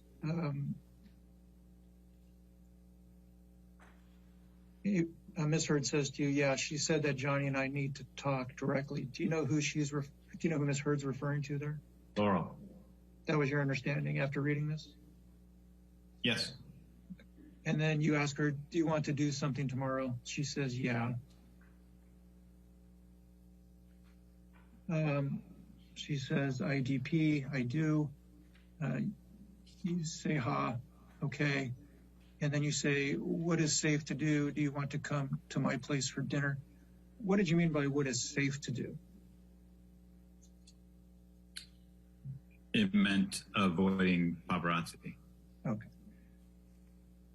And then she says, it's so fucked up. I just want to tell him that what they are telling him isn't true. What was your understanding of what she meant by that sentence? I don't recall. Mr. Greeno, while she's doing that, at the outset of this deposition, I asked you if you recall being deposed about a year ago in this case, and you said yes. Is that accurate? Yes. Okay. What I'm going to show you now is the transcript, a portion of the transcript from that deposition. And who is Mr. Bruckheimer? Jerry Bruckheimer is the producer of the Pirates franchise. And who is Mr. Wiggum? Jack Wiggum was an agent at CA who worked with Johnny. Okay. And who is Mr. Lord? Brian is one of the managing partners of CAA and also worked on Johnny Depp. And what was your understanding of why the Pirate 6 job was not offered to Mr. Depp? Leo, you're asking my opinion? Yes. Because of the accusations that Amber had made. And what I'm about to show you, Mr. Carino, is an article in the Washington Post authored by Ms. Hurd. You're going to notice that the article will be presented sideways. So you'll have to tilt your head a bit to review it. 719. Do you, first, Mr. Carino, why don't you take control and just scroll through the document. It's just a couple pages.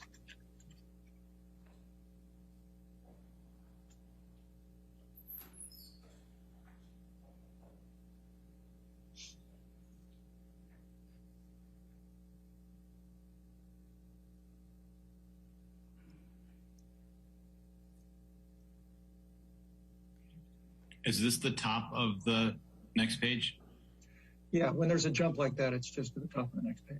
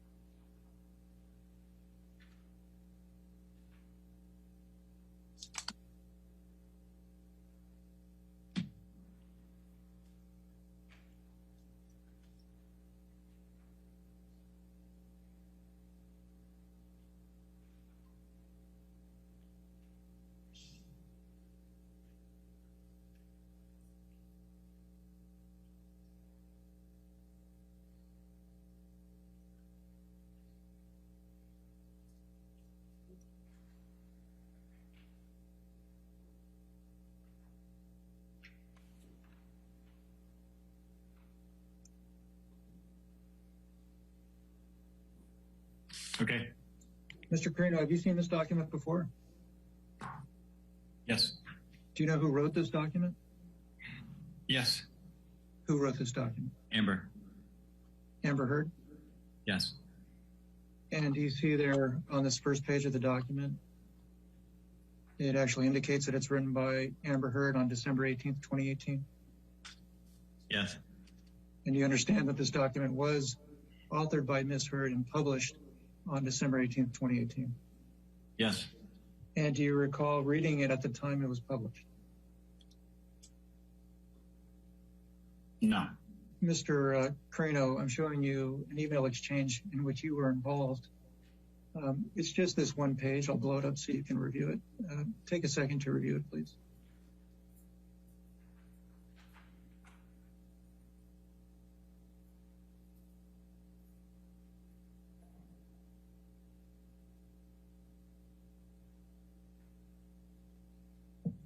Okay. And let's start at the bottom of this. Well, you see at the top that the email Ray line is entitled Johnny Depp's Jack Sparrow won't return in new Pirates of the Caribbean movie. Yes. And this email exchange was on December 20th, 2018, correct? Correct. And do you recall that the article you just read published by Ms. Heard was published on December 18th, 2018, 2 days before this? Yes. Okay.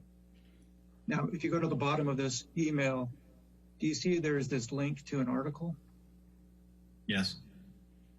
And it says URL defense, I'm sorry, it says movieweb.com. Yes. Mr. Carino, what I put up next to the email exchange that we've been discussing is an article dated December 20th, 2018. Okay. So this article is dated December 20th, 2018. The email sent to you by Robin Baum is that same day, December 20th, 2018, correct? Yes. Who is Ms. Baum? Johnny's publicist. Okay. And she's sending this article to you, is that right? Yes. And then in response, you say, were we told this officially from Disney? And she responds, I'm sorry, Jack Wiggum responds, no. Is that accurate? Yes. Sure. So you testified just a few minutes ago that it was your opinion that Mr. Depp lost the Pirates 6 movie because of Ms. Heard's allegations. Is that accurate? Yes. Allegations of abuse, correct? Yes. And is this a demonstration of when Disney made that decision to not hire Mr. Depp for Pirates 6? Yes. Exhibit 22. Did you ever see Mr. Depp physically abuse Miss Heard? No. Did Miss Heard ever tell you that she had been physically abused by Mr. Depp? No. Did Mr. Depp ever tell you that he had physically abused Miss Heard? No. Did you ever witness any injuries on Miss Heard that would indicate that she was physically abused? No. Now, again, this is a few months after the filing of the divorce papers and the TRO, and Miss Heard states to you, "I'll call you right back, sorry." And you say, "Okay." She says, "Is it too late to call?"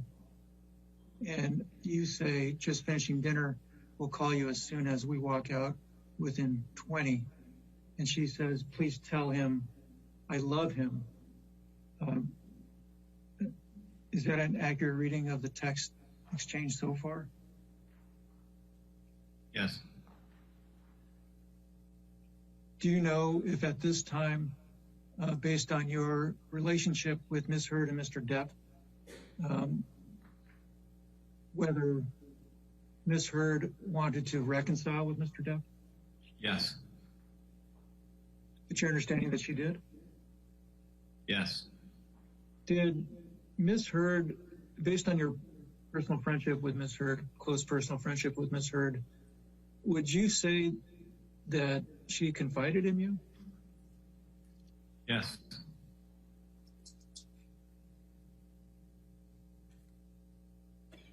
And what about Mr. Depp? Yes.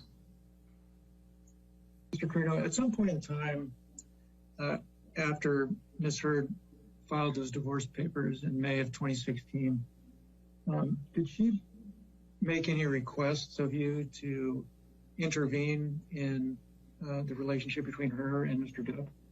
What do you mean by intervene? Assist in, let's start with assist in communications between the two. Objection. Same objections. Can you explain to me what transpired in that regard? Walk me through. At some point around that time, she wanted me to arrange for them to get together in person.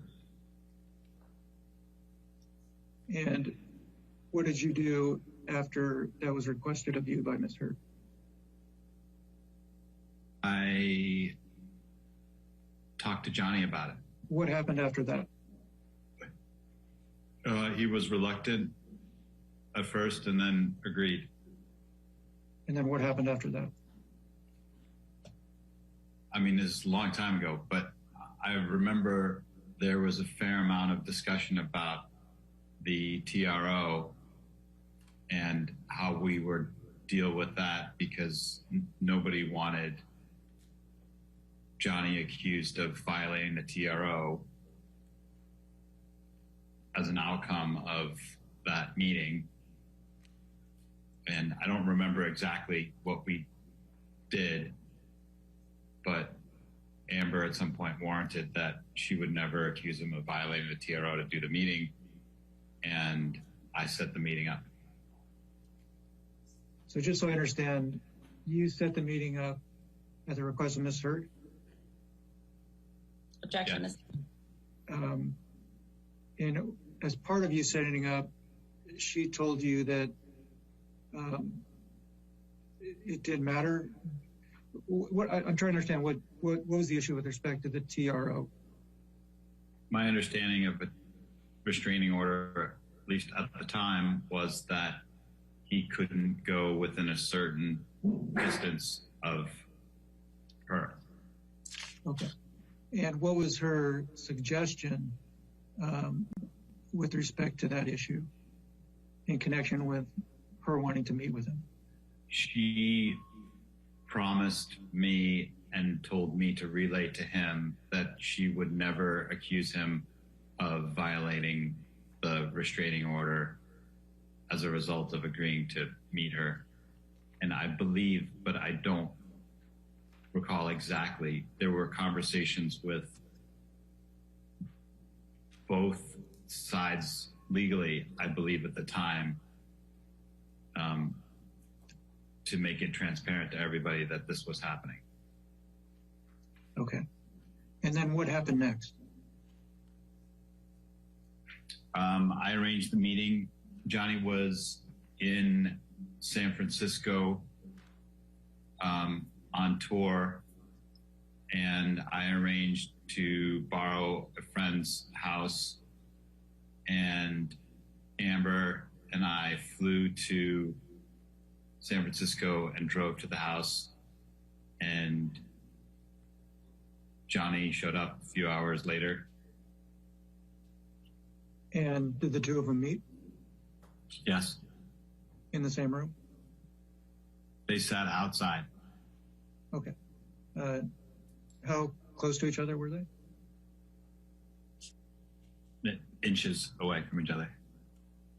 And how long were they out there talking? For how long were they out there talking?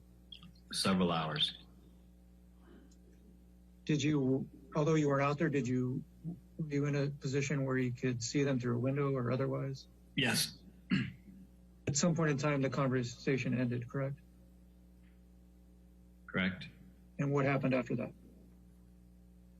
I received a call or a text from Steve, whose house it was, and he notified me that he would be coming back to the house within the next hour or so. And I told Johnny and Amber, and we decided to rent a hotel room in San Francisco so that they could continue to talk. And did that in fact happen? Objection. And at some point in time, he left that house, correct, to go to San Francisco? Yes. And was it the three of you? No. Johnny had security with him, and we talked about the fact that it wouldn't be a good idea for them to be seen together. So Johnny left with his security in his car, and I believe Amber and I took an Uber. And what happened after that? We all met at the hotel room. And do you know what happened after that? They started arguing. And do you recall any details of the argument? No. And for how long was this argument had in a hotel room? Yes. Did you witness the entire discussion, or did you leave at some point? I left the next morning at 5 o'clock in the morning or 6 o'clock in the morning. And Mr. Carino, I'm showing you emails that were produced by you. First, the bottom of the first page, it starts at the bottom of the first page. The string above it was redacted. And you'll see that it starts on August 7th, 2017. Do you see that? August 7th, 2017, yes. Having read it, can you determine who you're speaking with in this text exchange? Amber. Oh, hang on. Let me ask you this. Do you know whether or not Ms. Heard ever had a relationship with Mr. Elon Musk? Yes. She did? Yes. So again, it's dated August of 2017. And she says, dealing with breakup, I hate when things go public. See, I'm so sad. Having reviewed the document again, do you have an understanding of what she's referencing there? I believe she's referring to breaking up with Elon. You say, seems like a press release. You weren't in love with him, and you told me 1,000 times you were just filling space. What are you saying there? Saying, why would you be sad if you weren't in love with him to begin with? And by him, you're referring to who? Elon. Okay. And at this point in time, were you still close friends with Ms. Heard? Looks like that's the case at that time. Yes. And did she still, at this point in time, did she confide in you about her relationships? Yes. Okay.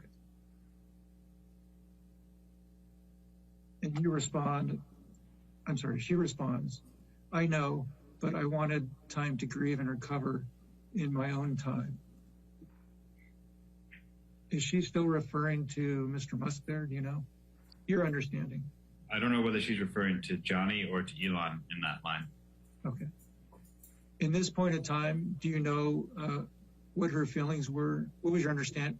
At this point in time, what was your understanding based on your experience with her? What was your understanding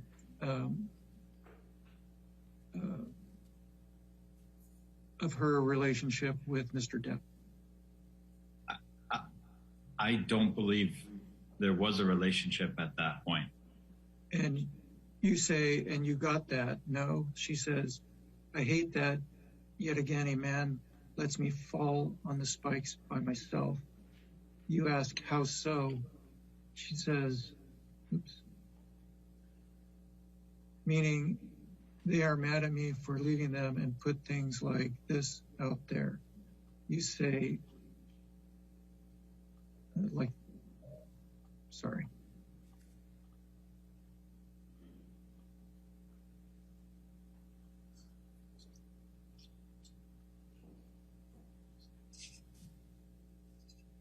She says like that. You say, you could avoid all this if you stop dating uber famous people. You can be with a big man who isn't famous. What were you relating to her there? I believe what I was saying was, if you don't like being in the press about your personal life, then don't date people that are famous. Sure. You indicated that she moved on immediately after Johnny Depp to date Elon Musk. Is that accurate? Yes. Okay, sure. Do you have an understanding one way or another whether Ms. Heard and Mr. Musk were in fact dating at the time of the San Francisco reconciliation that she asked you to set up? I don't know whether they were dating, but they had definitely spent time together. And do you know how long after the San Francisco attempted reconciliation you gained the understanding that Elon Musk and Ms. Heard were in fact dating? I don't know exactly how long, but not long after. Do you know who or what was your understanding of who she was referring to when she was said, here, I love him? Johnny. Based on this exchange, did you have an understanding at this time whether Ms. Heard wanted to reconcile with Mr. Depp? I believe she did. And at this point in time, she was still a close personal friend of yours, correct? Yes. And at this point in time, did she consider you a confidant in your understanding? I think, yes. Okay, just to authenticate this document again, Mr. Carino, do you see that it's referenced at the bottom, Bates stamp CC, indicating that you produced this document? Yes. And having read this, do you perceive this as a true copy of a text exchange between you and Ms. Heard? Yes. Okay. And I will, you see at the very top here, it's dated August 16th, 2017? Yes. And Ms. Heard states to you, I've written so many notes. Can you give him one? I don't know how or where to start. There's no way to begin. And all I have to say, but I have so many. Finally, I am single, clear in my heart and mind. I just want him to know I loved him and that I am sorry. Do you have an understanding of who Ms. Heard is referring to here? Yes. And who is Ms. Heard referring to in this text? Johnny. And what is she asking you to do here? She was asking me to deliver a letter that she was writing to him. And did she also want you to, and it says, and that I am sorry. What was your understanding of what she was asking you to do there, if anything? I believe that was all in reference to getting him a handwritten letter that she was writing or trying to write. Was it your understanding at the time of this text exchange, August 24, 2017, that Miss Amber was attempting to reconcile with Mr. Depp? I believe so. Okay.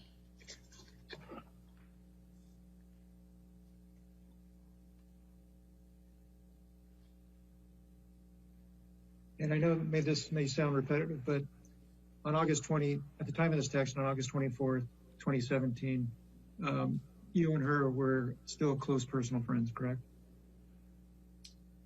I believe so. There's not much here at all, Mr. Carino, but I did want you to confirm that this was a document produced by you, correct, based on the date stamp on the bottom? Yes. And do you see it's dated September 27th, 2017? September 23rd. Oh, you're right. My apologies. It's dated September 23rd, 2017. And it's a text to you that says, God, I miss him. Do you have an understanding of who Ms. Hurd is referring to there? Yes. And who's that? Johnny. And do you see at the bottom, the date of the text is June 9th, 2018? Yes. Okay. And it says, I text him happy birthday. Do you know who sent that and who the him is? I assume this is from Amber and she's talking about Johnny. You've had a chance to review the whole document. Carino, what does this appear to be? It appears to be the communications around the time that we set up the meeting in San Francisco. And who are these communications between? Me and Johnny. Okay. And this first bubble, can you tell if the blue is you or Mr. Depp?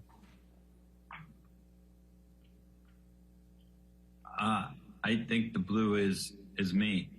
Sure. Earlier in your deposition, at the very outset, I was asking you about your representation of individuals at CAA.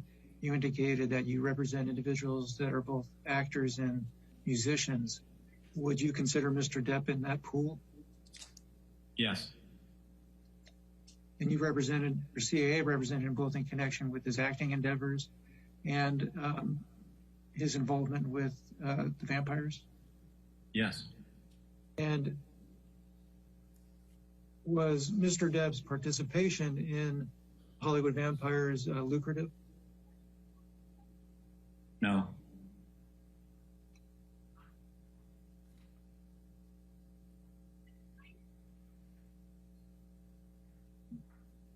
Do you know whether or not it was something Mr.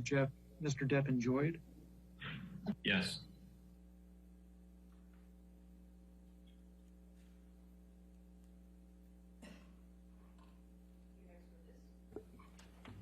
Plaintiff calls Laura Wasser by deposition, Your Honor. W-A-S-S-E-R. Thank you.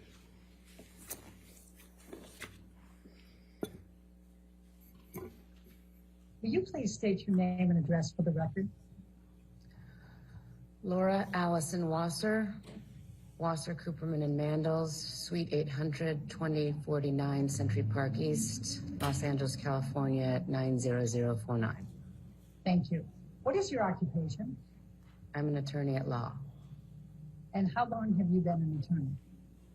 26 years. You represented Mr. Depp in the divorce against Amber Heard, is that correct? Yes. And you are here under subpoena? Yes. Your practice has primarily been focused on domestic relations in California, is that correct? Yes. Are you a member of any bar other than California? No. During the period 2012 to 2016, was California a no-fault state with respect to divorce? The answer is that California was a no-fault state during that period. During the period 2012 to 2016, was California a community property state with respect to the division of assets in a divorce? Yes. And what does that mean to you? California is a community property state, and what that means to me is that assets which were earned or created during the course of the marriage, absent some other theory of law applied, be divided equally. And what do you mean by absent some theory or law applied? I'm sorry, Elaine, what was the question? Oh, a theory of law. When I say a theory of law, I mean if there's a premarital agreement, if there's some other, it's not completely blanket community property. There may be things that were earned from a separate property source that would not be considered community property. So I was just trying to provide, for the record, some exceptions to what would be considered community property and therefore divided equally. Now, if someone alleges domestic violence or abuse against their spouse, would that change the amount they would otherwise be entitled to under community property laws? No. In obtaining a temporary restraining order, what is your understanding of the process? The moving party files generally with 24 hours notice to the person who is being accused of domestic violence, a declaration and forms with the court, and requests a temporary domestic violence restraining order. That will generally last no longer than a 21-day period when the defendant is able to make his or her arguments as to why such a restraining order would be inappropriate. And the temporary restraining order, can it be continued? Yes. When did you first begin representing Mr. Depp relating to his divorce with Amber Heard?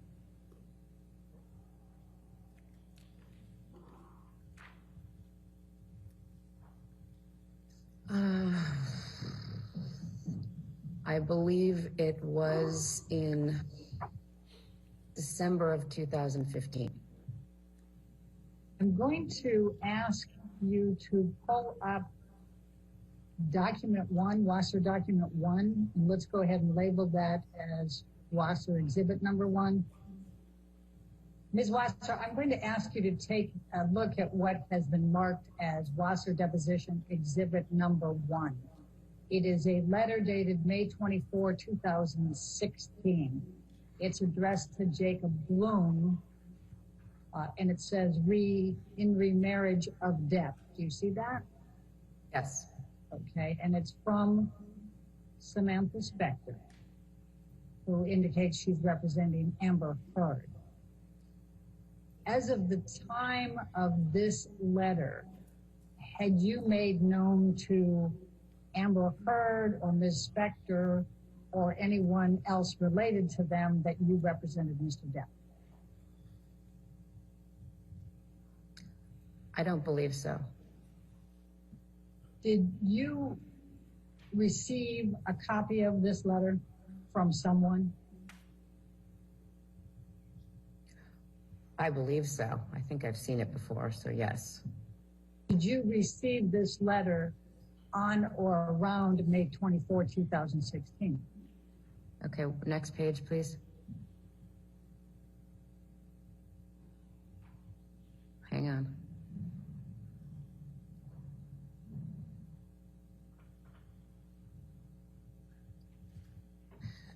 Yes, it was around that time. Around May 24, 2016? Yes. Did you have any communications with Samantha Spector in connection with this letter? Yes, And when you say within days, could it have been the same day, May 24th, the next day, 25th? possibly. I'm going to direct your attention to the next paragraph. It says, to this end, please have Johnny promptly sign and return by Friday, May 27, 2016, the enclosed notice of acknowledgement receipt form, confirming service of the summons, petition, law, case cover sheet, and blank response. Did you do that?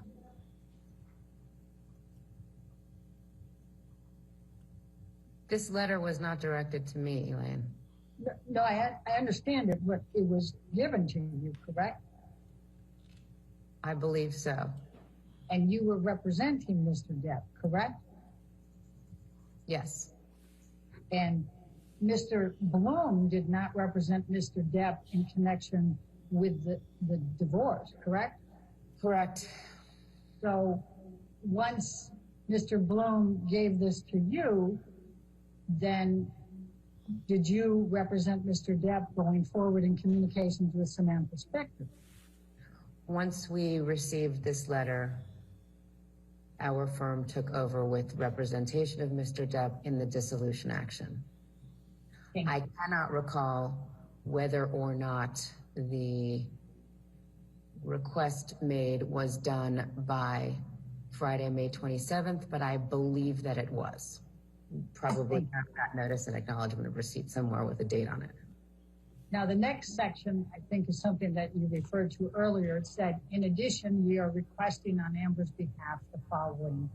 And it says appropriate pendente light support. Did you have an understanding of what that amount might be at the time that you saw this letter? I did not have an understanding of what appropriate pendente lite support would be at that time. Did you ask Samantha Spector? I don't recall. I don't recall our specific communications regarding her requests. Do you recall making any kind of counter to any of these items?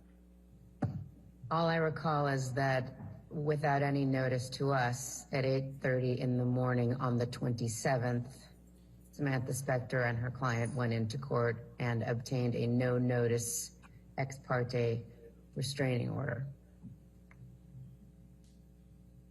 Had you had any communications with Samantha Spector prior to her going into court on that Friday, May 27th? Yes. How many communications had you had with Ms. Spector prior, following getting this letter and prior to her going into court at 8:30 on May 27, 2016? I do not recall.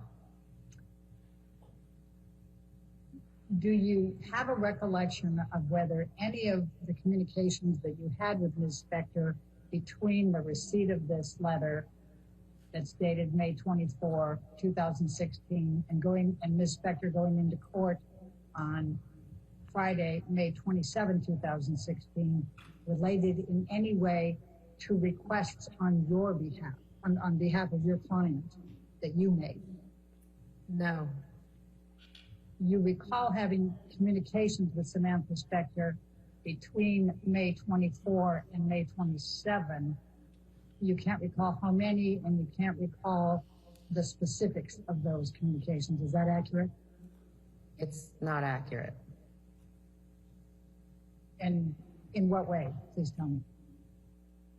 I recall that we had communications between the 24th and probably the 26th. I doubt we spoke on the morning of the 27th before she went into court. I do not know the content of those communications, and I do not know how many communications were had. Now, on the next paragraph, it has a proposal for private retired judicial officers. Ultimately, did you and Ms. Spector talk about using private retired judicial officers, whether it was the list she provided or any others? I believe so, yes. And what do you recall? My recollection is that is in almost all of our cases, certainly those with high profile clients, we would have liked to take it out of the system. Ms. Spector was not willing to do that with this case. What do you recall Ms. Spector saying to indicate that she did not want to take it out of the public spectrum? I don't recall her saying anything. Okay.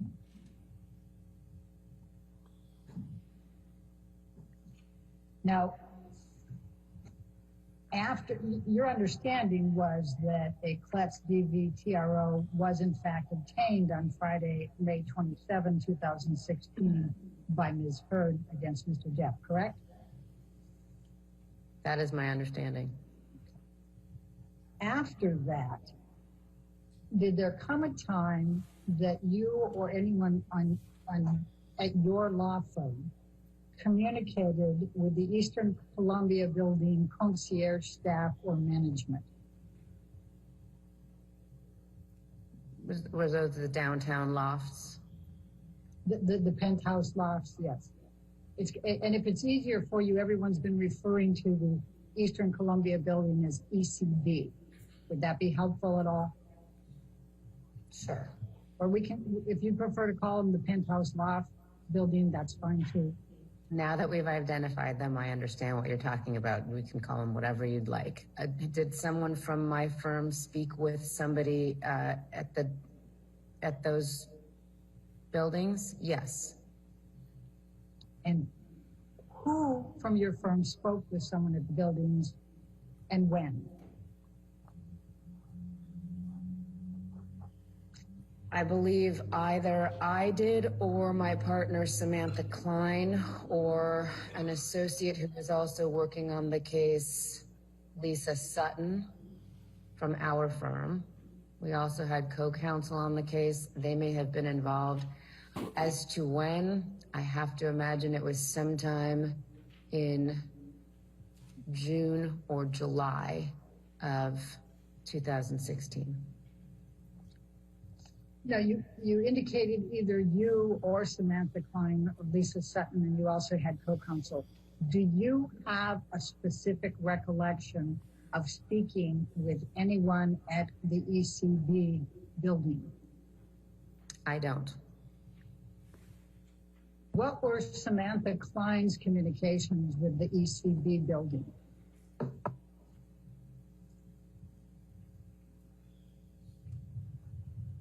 I don't know. What were Samantha Klein's communication with the ECB building? Okay. And her answer was, I don't know. Thank you.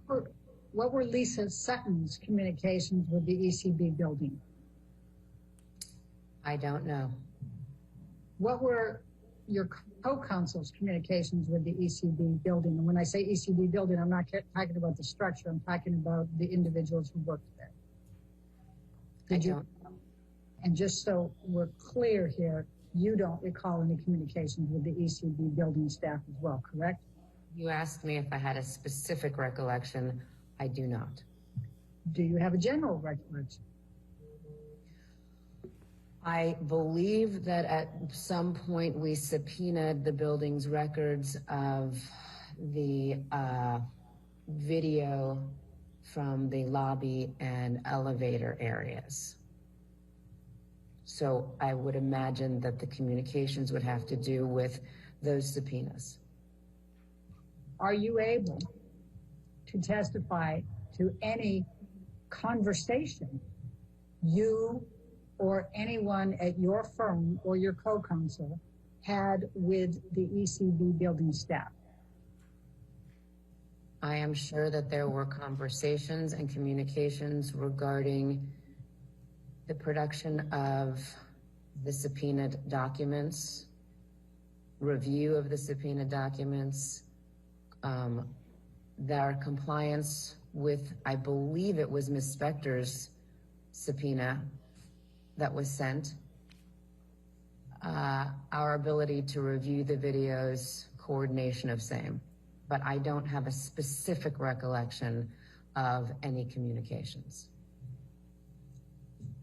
Are you able to speak to whether there were any conversations between you, anyone at your law firm, or your co-counsel and ECB building personnel prior to your issuing the subpoena?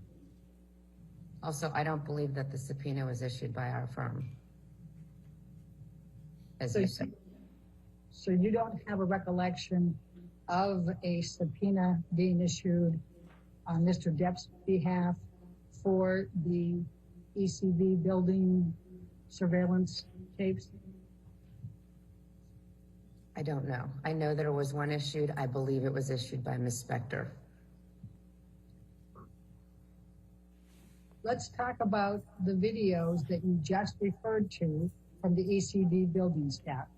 How did you and your firm or your co-counsel receive these videos? I don't recall. I would imagine like a e-file or something like that.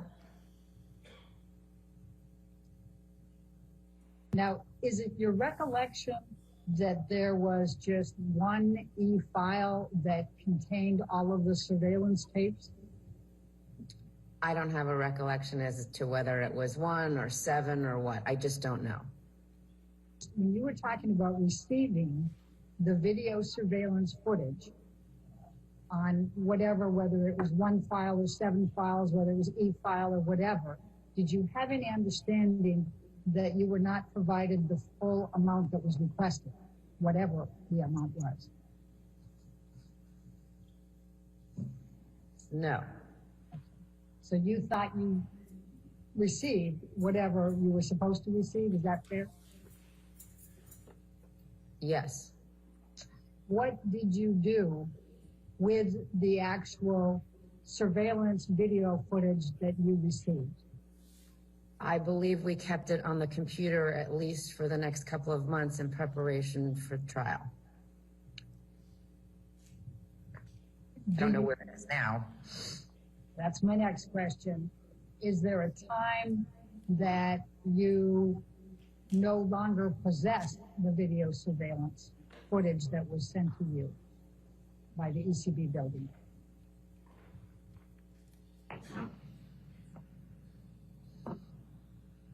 I don't know.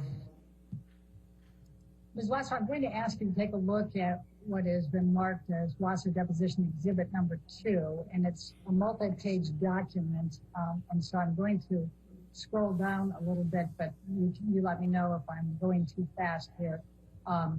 It's dated June 3rd, and it's to Samantha Klein. She was working with you on the Depp case, correct? Correct. Okay. And it's from Samantha Spector, which you can see there, and we'll show you the signature later. And it's litigation hold preservation of information, including not limited to electronically stored information. Do you see that? Yes. Do you recall receiving this letter? And if you want me to scroll down and let you read each page, I'm happy to do that first. I'm familiar with this letter. I recall receiving it. And did you receive this letter before you received the surveillance footage from the ECB building? I am not sure. Well, I think you had indicated that you thought that it was in June or July that you received the surveillance footage. Is that still your best recollection?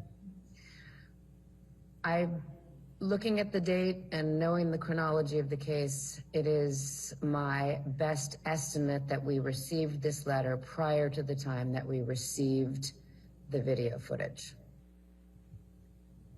Ms. Wasser, what steps did you and your firm and co-counsel take to preserve the surveillance video footage of ECB from the time you received it going forward? I think the absence of us doing anything to destroy the video footage would be the most I could testify regarding in terms of steps that we took to preserve the video footage.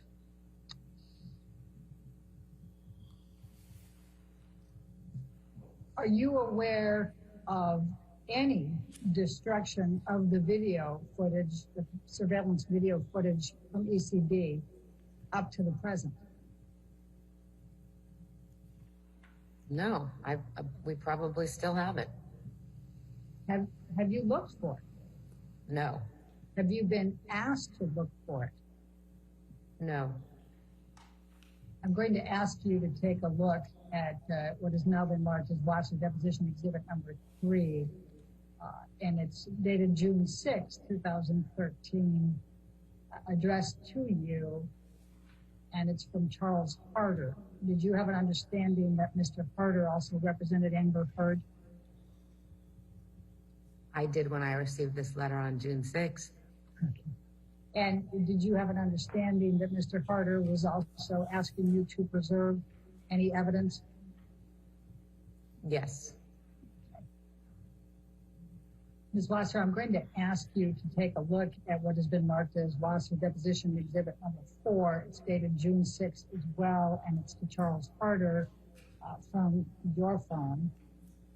And you are acknowledging receipt of the preservation demand letter from Ms. Heard as well as his, and you indicated we are fully aware of our obligations with respect to the preservation of evidence. Please rest assured that we intend to comply with the preservation demand and expect that Ms. Heard will do so as well. Do you recall saying that in this letter? Yes. And was this letter in fact from you to Mr. Harder? It was. Ms. Wasser, I'm going to ask you to take a look at what has been marked as Wasser Deposition Exhibit number 5. It's a letter dated June 21, 2016 to Samantha Spector, Charles Harder, and Leonard Levine, I think it's pronounced, remarriage of Depp. And it's from Samantha Klein. Do you see that? Mm-hmm. And you are copied on it. Do you see that? I do. Okay. And Ms. Klein worked with your law firm? Yes. Okay. And represented Mr. Depp as well? Is that correct? Yes. Okay. And I'm going to go back up to the beginning to call your attention to a particular section. It says, this letter shall confirm the agreements we reached yesterday with respect to the pending domestic violence proceeding. You see that? Mm-hmm. And then we're going to go down to the media, press, and it says, neither party nor his or her respective counsel representatives or agents shall make any comments in the media or press pertaining to this dissolution action, the civil action pending against Doug Spino, and or any pending or future litigation between or involving the parties. Do you see that? Yes.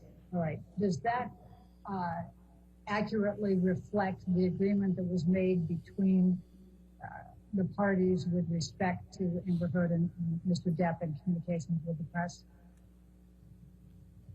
Yes. Do you know Liz Walters? Who? Liz Walters? Yes. And who is she? She is a reporter.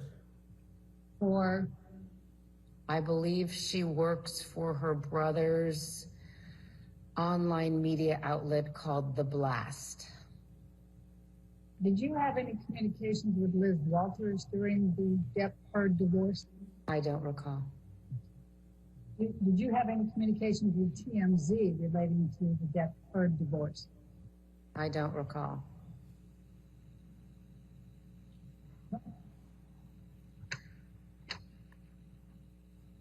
Now, do you recall what the date was for the permanent TRO, temporary restraining order? Do you recall the date that you said that early on, 21 days after the temporary restraining order is typically the date that's set for the hearing for the defendant if they want to come in and oppose it, or if the petitioner wants to extend it? Do you recall what the first date was? I don't, but I would imagine it was probably at some point in early June. All right. And then do you recall that date being continued? I do. How many times? At least twice. Possibly 3 times. I think that the final date was at some point in August, and we settled right before then. All right, Alan, can we bring up document number 7?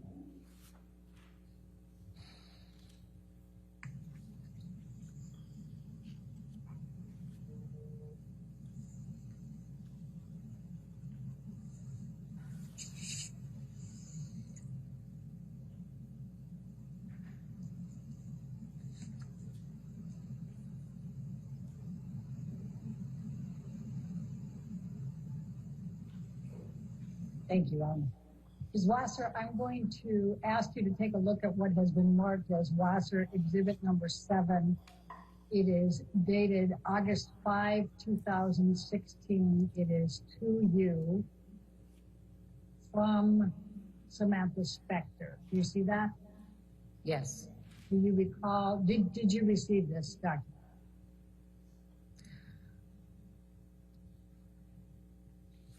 Doesn't it say at the top that it's protected under 1152? It sure does. All I'm asking you is whether you received it. I'm not asking you about the substance. I don't remember. Do you have any reason to believe you did not receive it? I don't. Wasser, I'm going to ask you to take a look at what has been marked as Wasser Deposition Exhibit number 8. And it starts out with an email from Samantha Spector to Amber on August 6, 2016. Do you recall what was going on or around August 16 in divorce, in connection with the divorce? Not specifically, no. Do you know who Christian Carino is? I do. Okay, who is he? He's an agent at a creative artist agency. How long have you known Christian Carino? I've known of Christian for maybe 10 years. Were you aware that Mr. Carino was involved in organizing, if you will, or assisting Mr. Depp and Ms. Heard with their own meeting to try to resolve their case up in San Francisco? Possibly. That sounds vaguely familiar. Were you on the telephone at any point while Amber Heard and Johnny Depp were meeting to discuss attempted resolution of the issues during the summer of 2016? What was your question? Was I on the telephone? Yes. Were you on the telephone where Mr. Depp and Ms. Heard were in the hotel room and were talking? No. Were you ever on the telephone when Ms. Heard and Mr. Depp were together talking during the summer of 2016, no matter where they were? On the telephone? Yes. No. While he was with Ms. Heard and Ms. Heard was on speaker, and you were on speakerphone with the two of them? No. You recognize the name? I'm going to ask you this here. Do you recognize the name on what? Joe Sweeney? I do. And who was he? Joe Sweeney is a forensic accountant who specializes in family law forensic accounting, and he was Ms. Heard's forensic accountant in the Disso matter.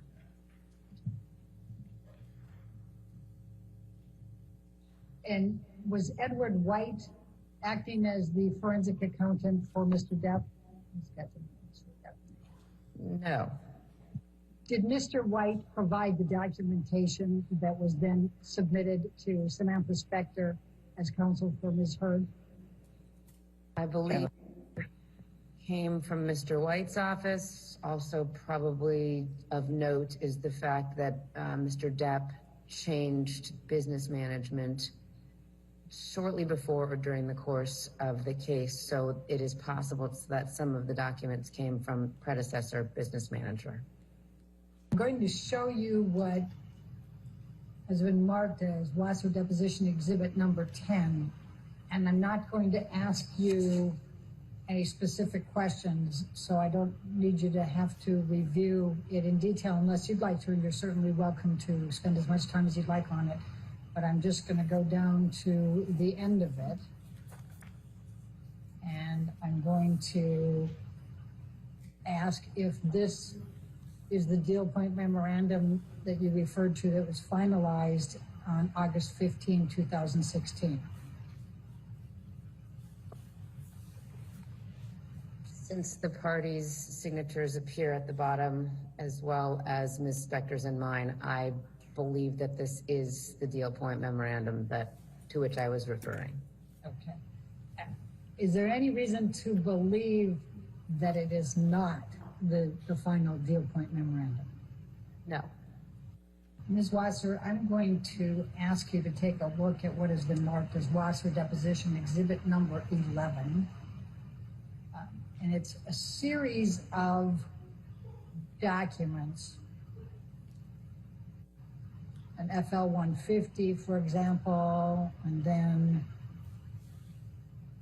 that's page 404, and then it goes into the next part, 1 of 1.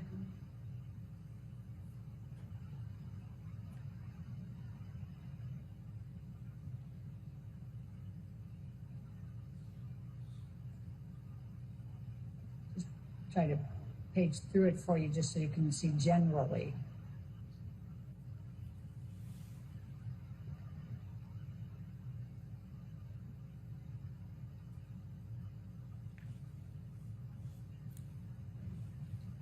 Do you recognize this document?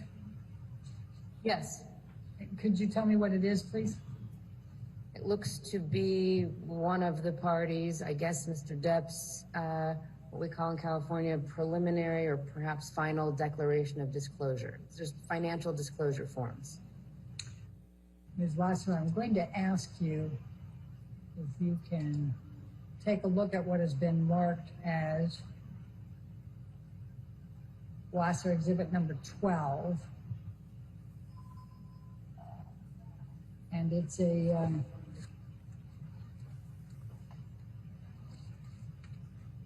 many pages. I think it's 50 total.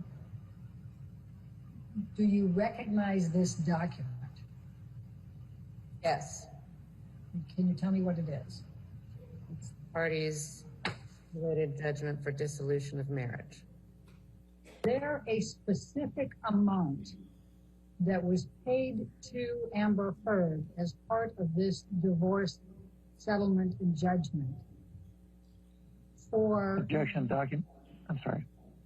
For her claims of domestic violence, including any claims of assault, battery, intentional or negligent infliction of emotional distress, libel, slander, and or defamation? I don't believe that we segregated out what the total amount was being paid for. Did you make any effort to seal, S-E-A-L, the records in this case? And I'm referring to the case in front of us, the marriage or partnership of Amber Laura Depp and John Christopher Depp II, filed in Superior Court of California, County of Los Angeles.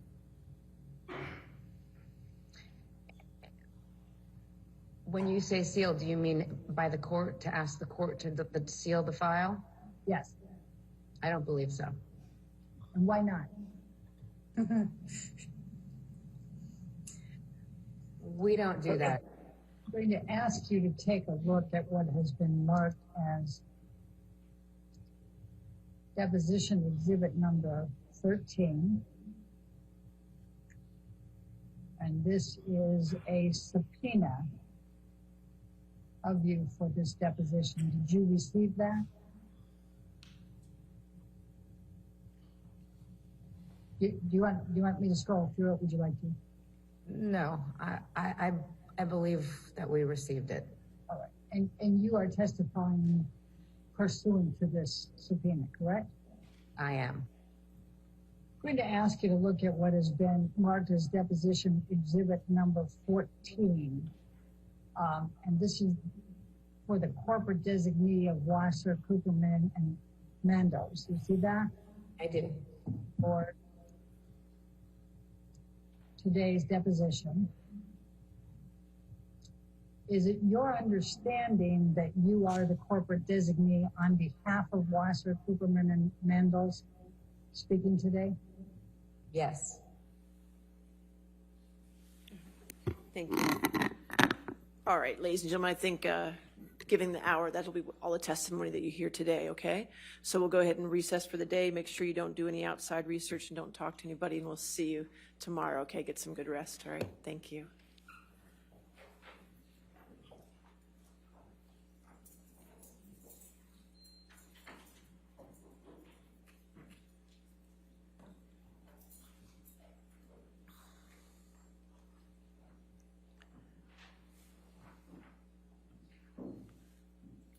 Okay. And tomorrow, then we'll be starting with that other deposition. That's correct? And how long is that, or approximately? About 2.5 hours. So that'll take care of the morning probably for the most part. And then you have remote witnesses after that, is that correct? Okay, so you're gonna get me the contact information for those so we can get that taken care of. All right, just remember, we do plan accordingly because I do need to take lunch between 1:30 and 2:30 because there's a graduation I have to speak at, so we're gonna take care of that, okay? All right, thank you. Have a good evening. Thank you. All right.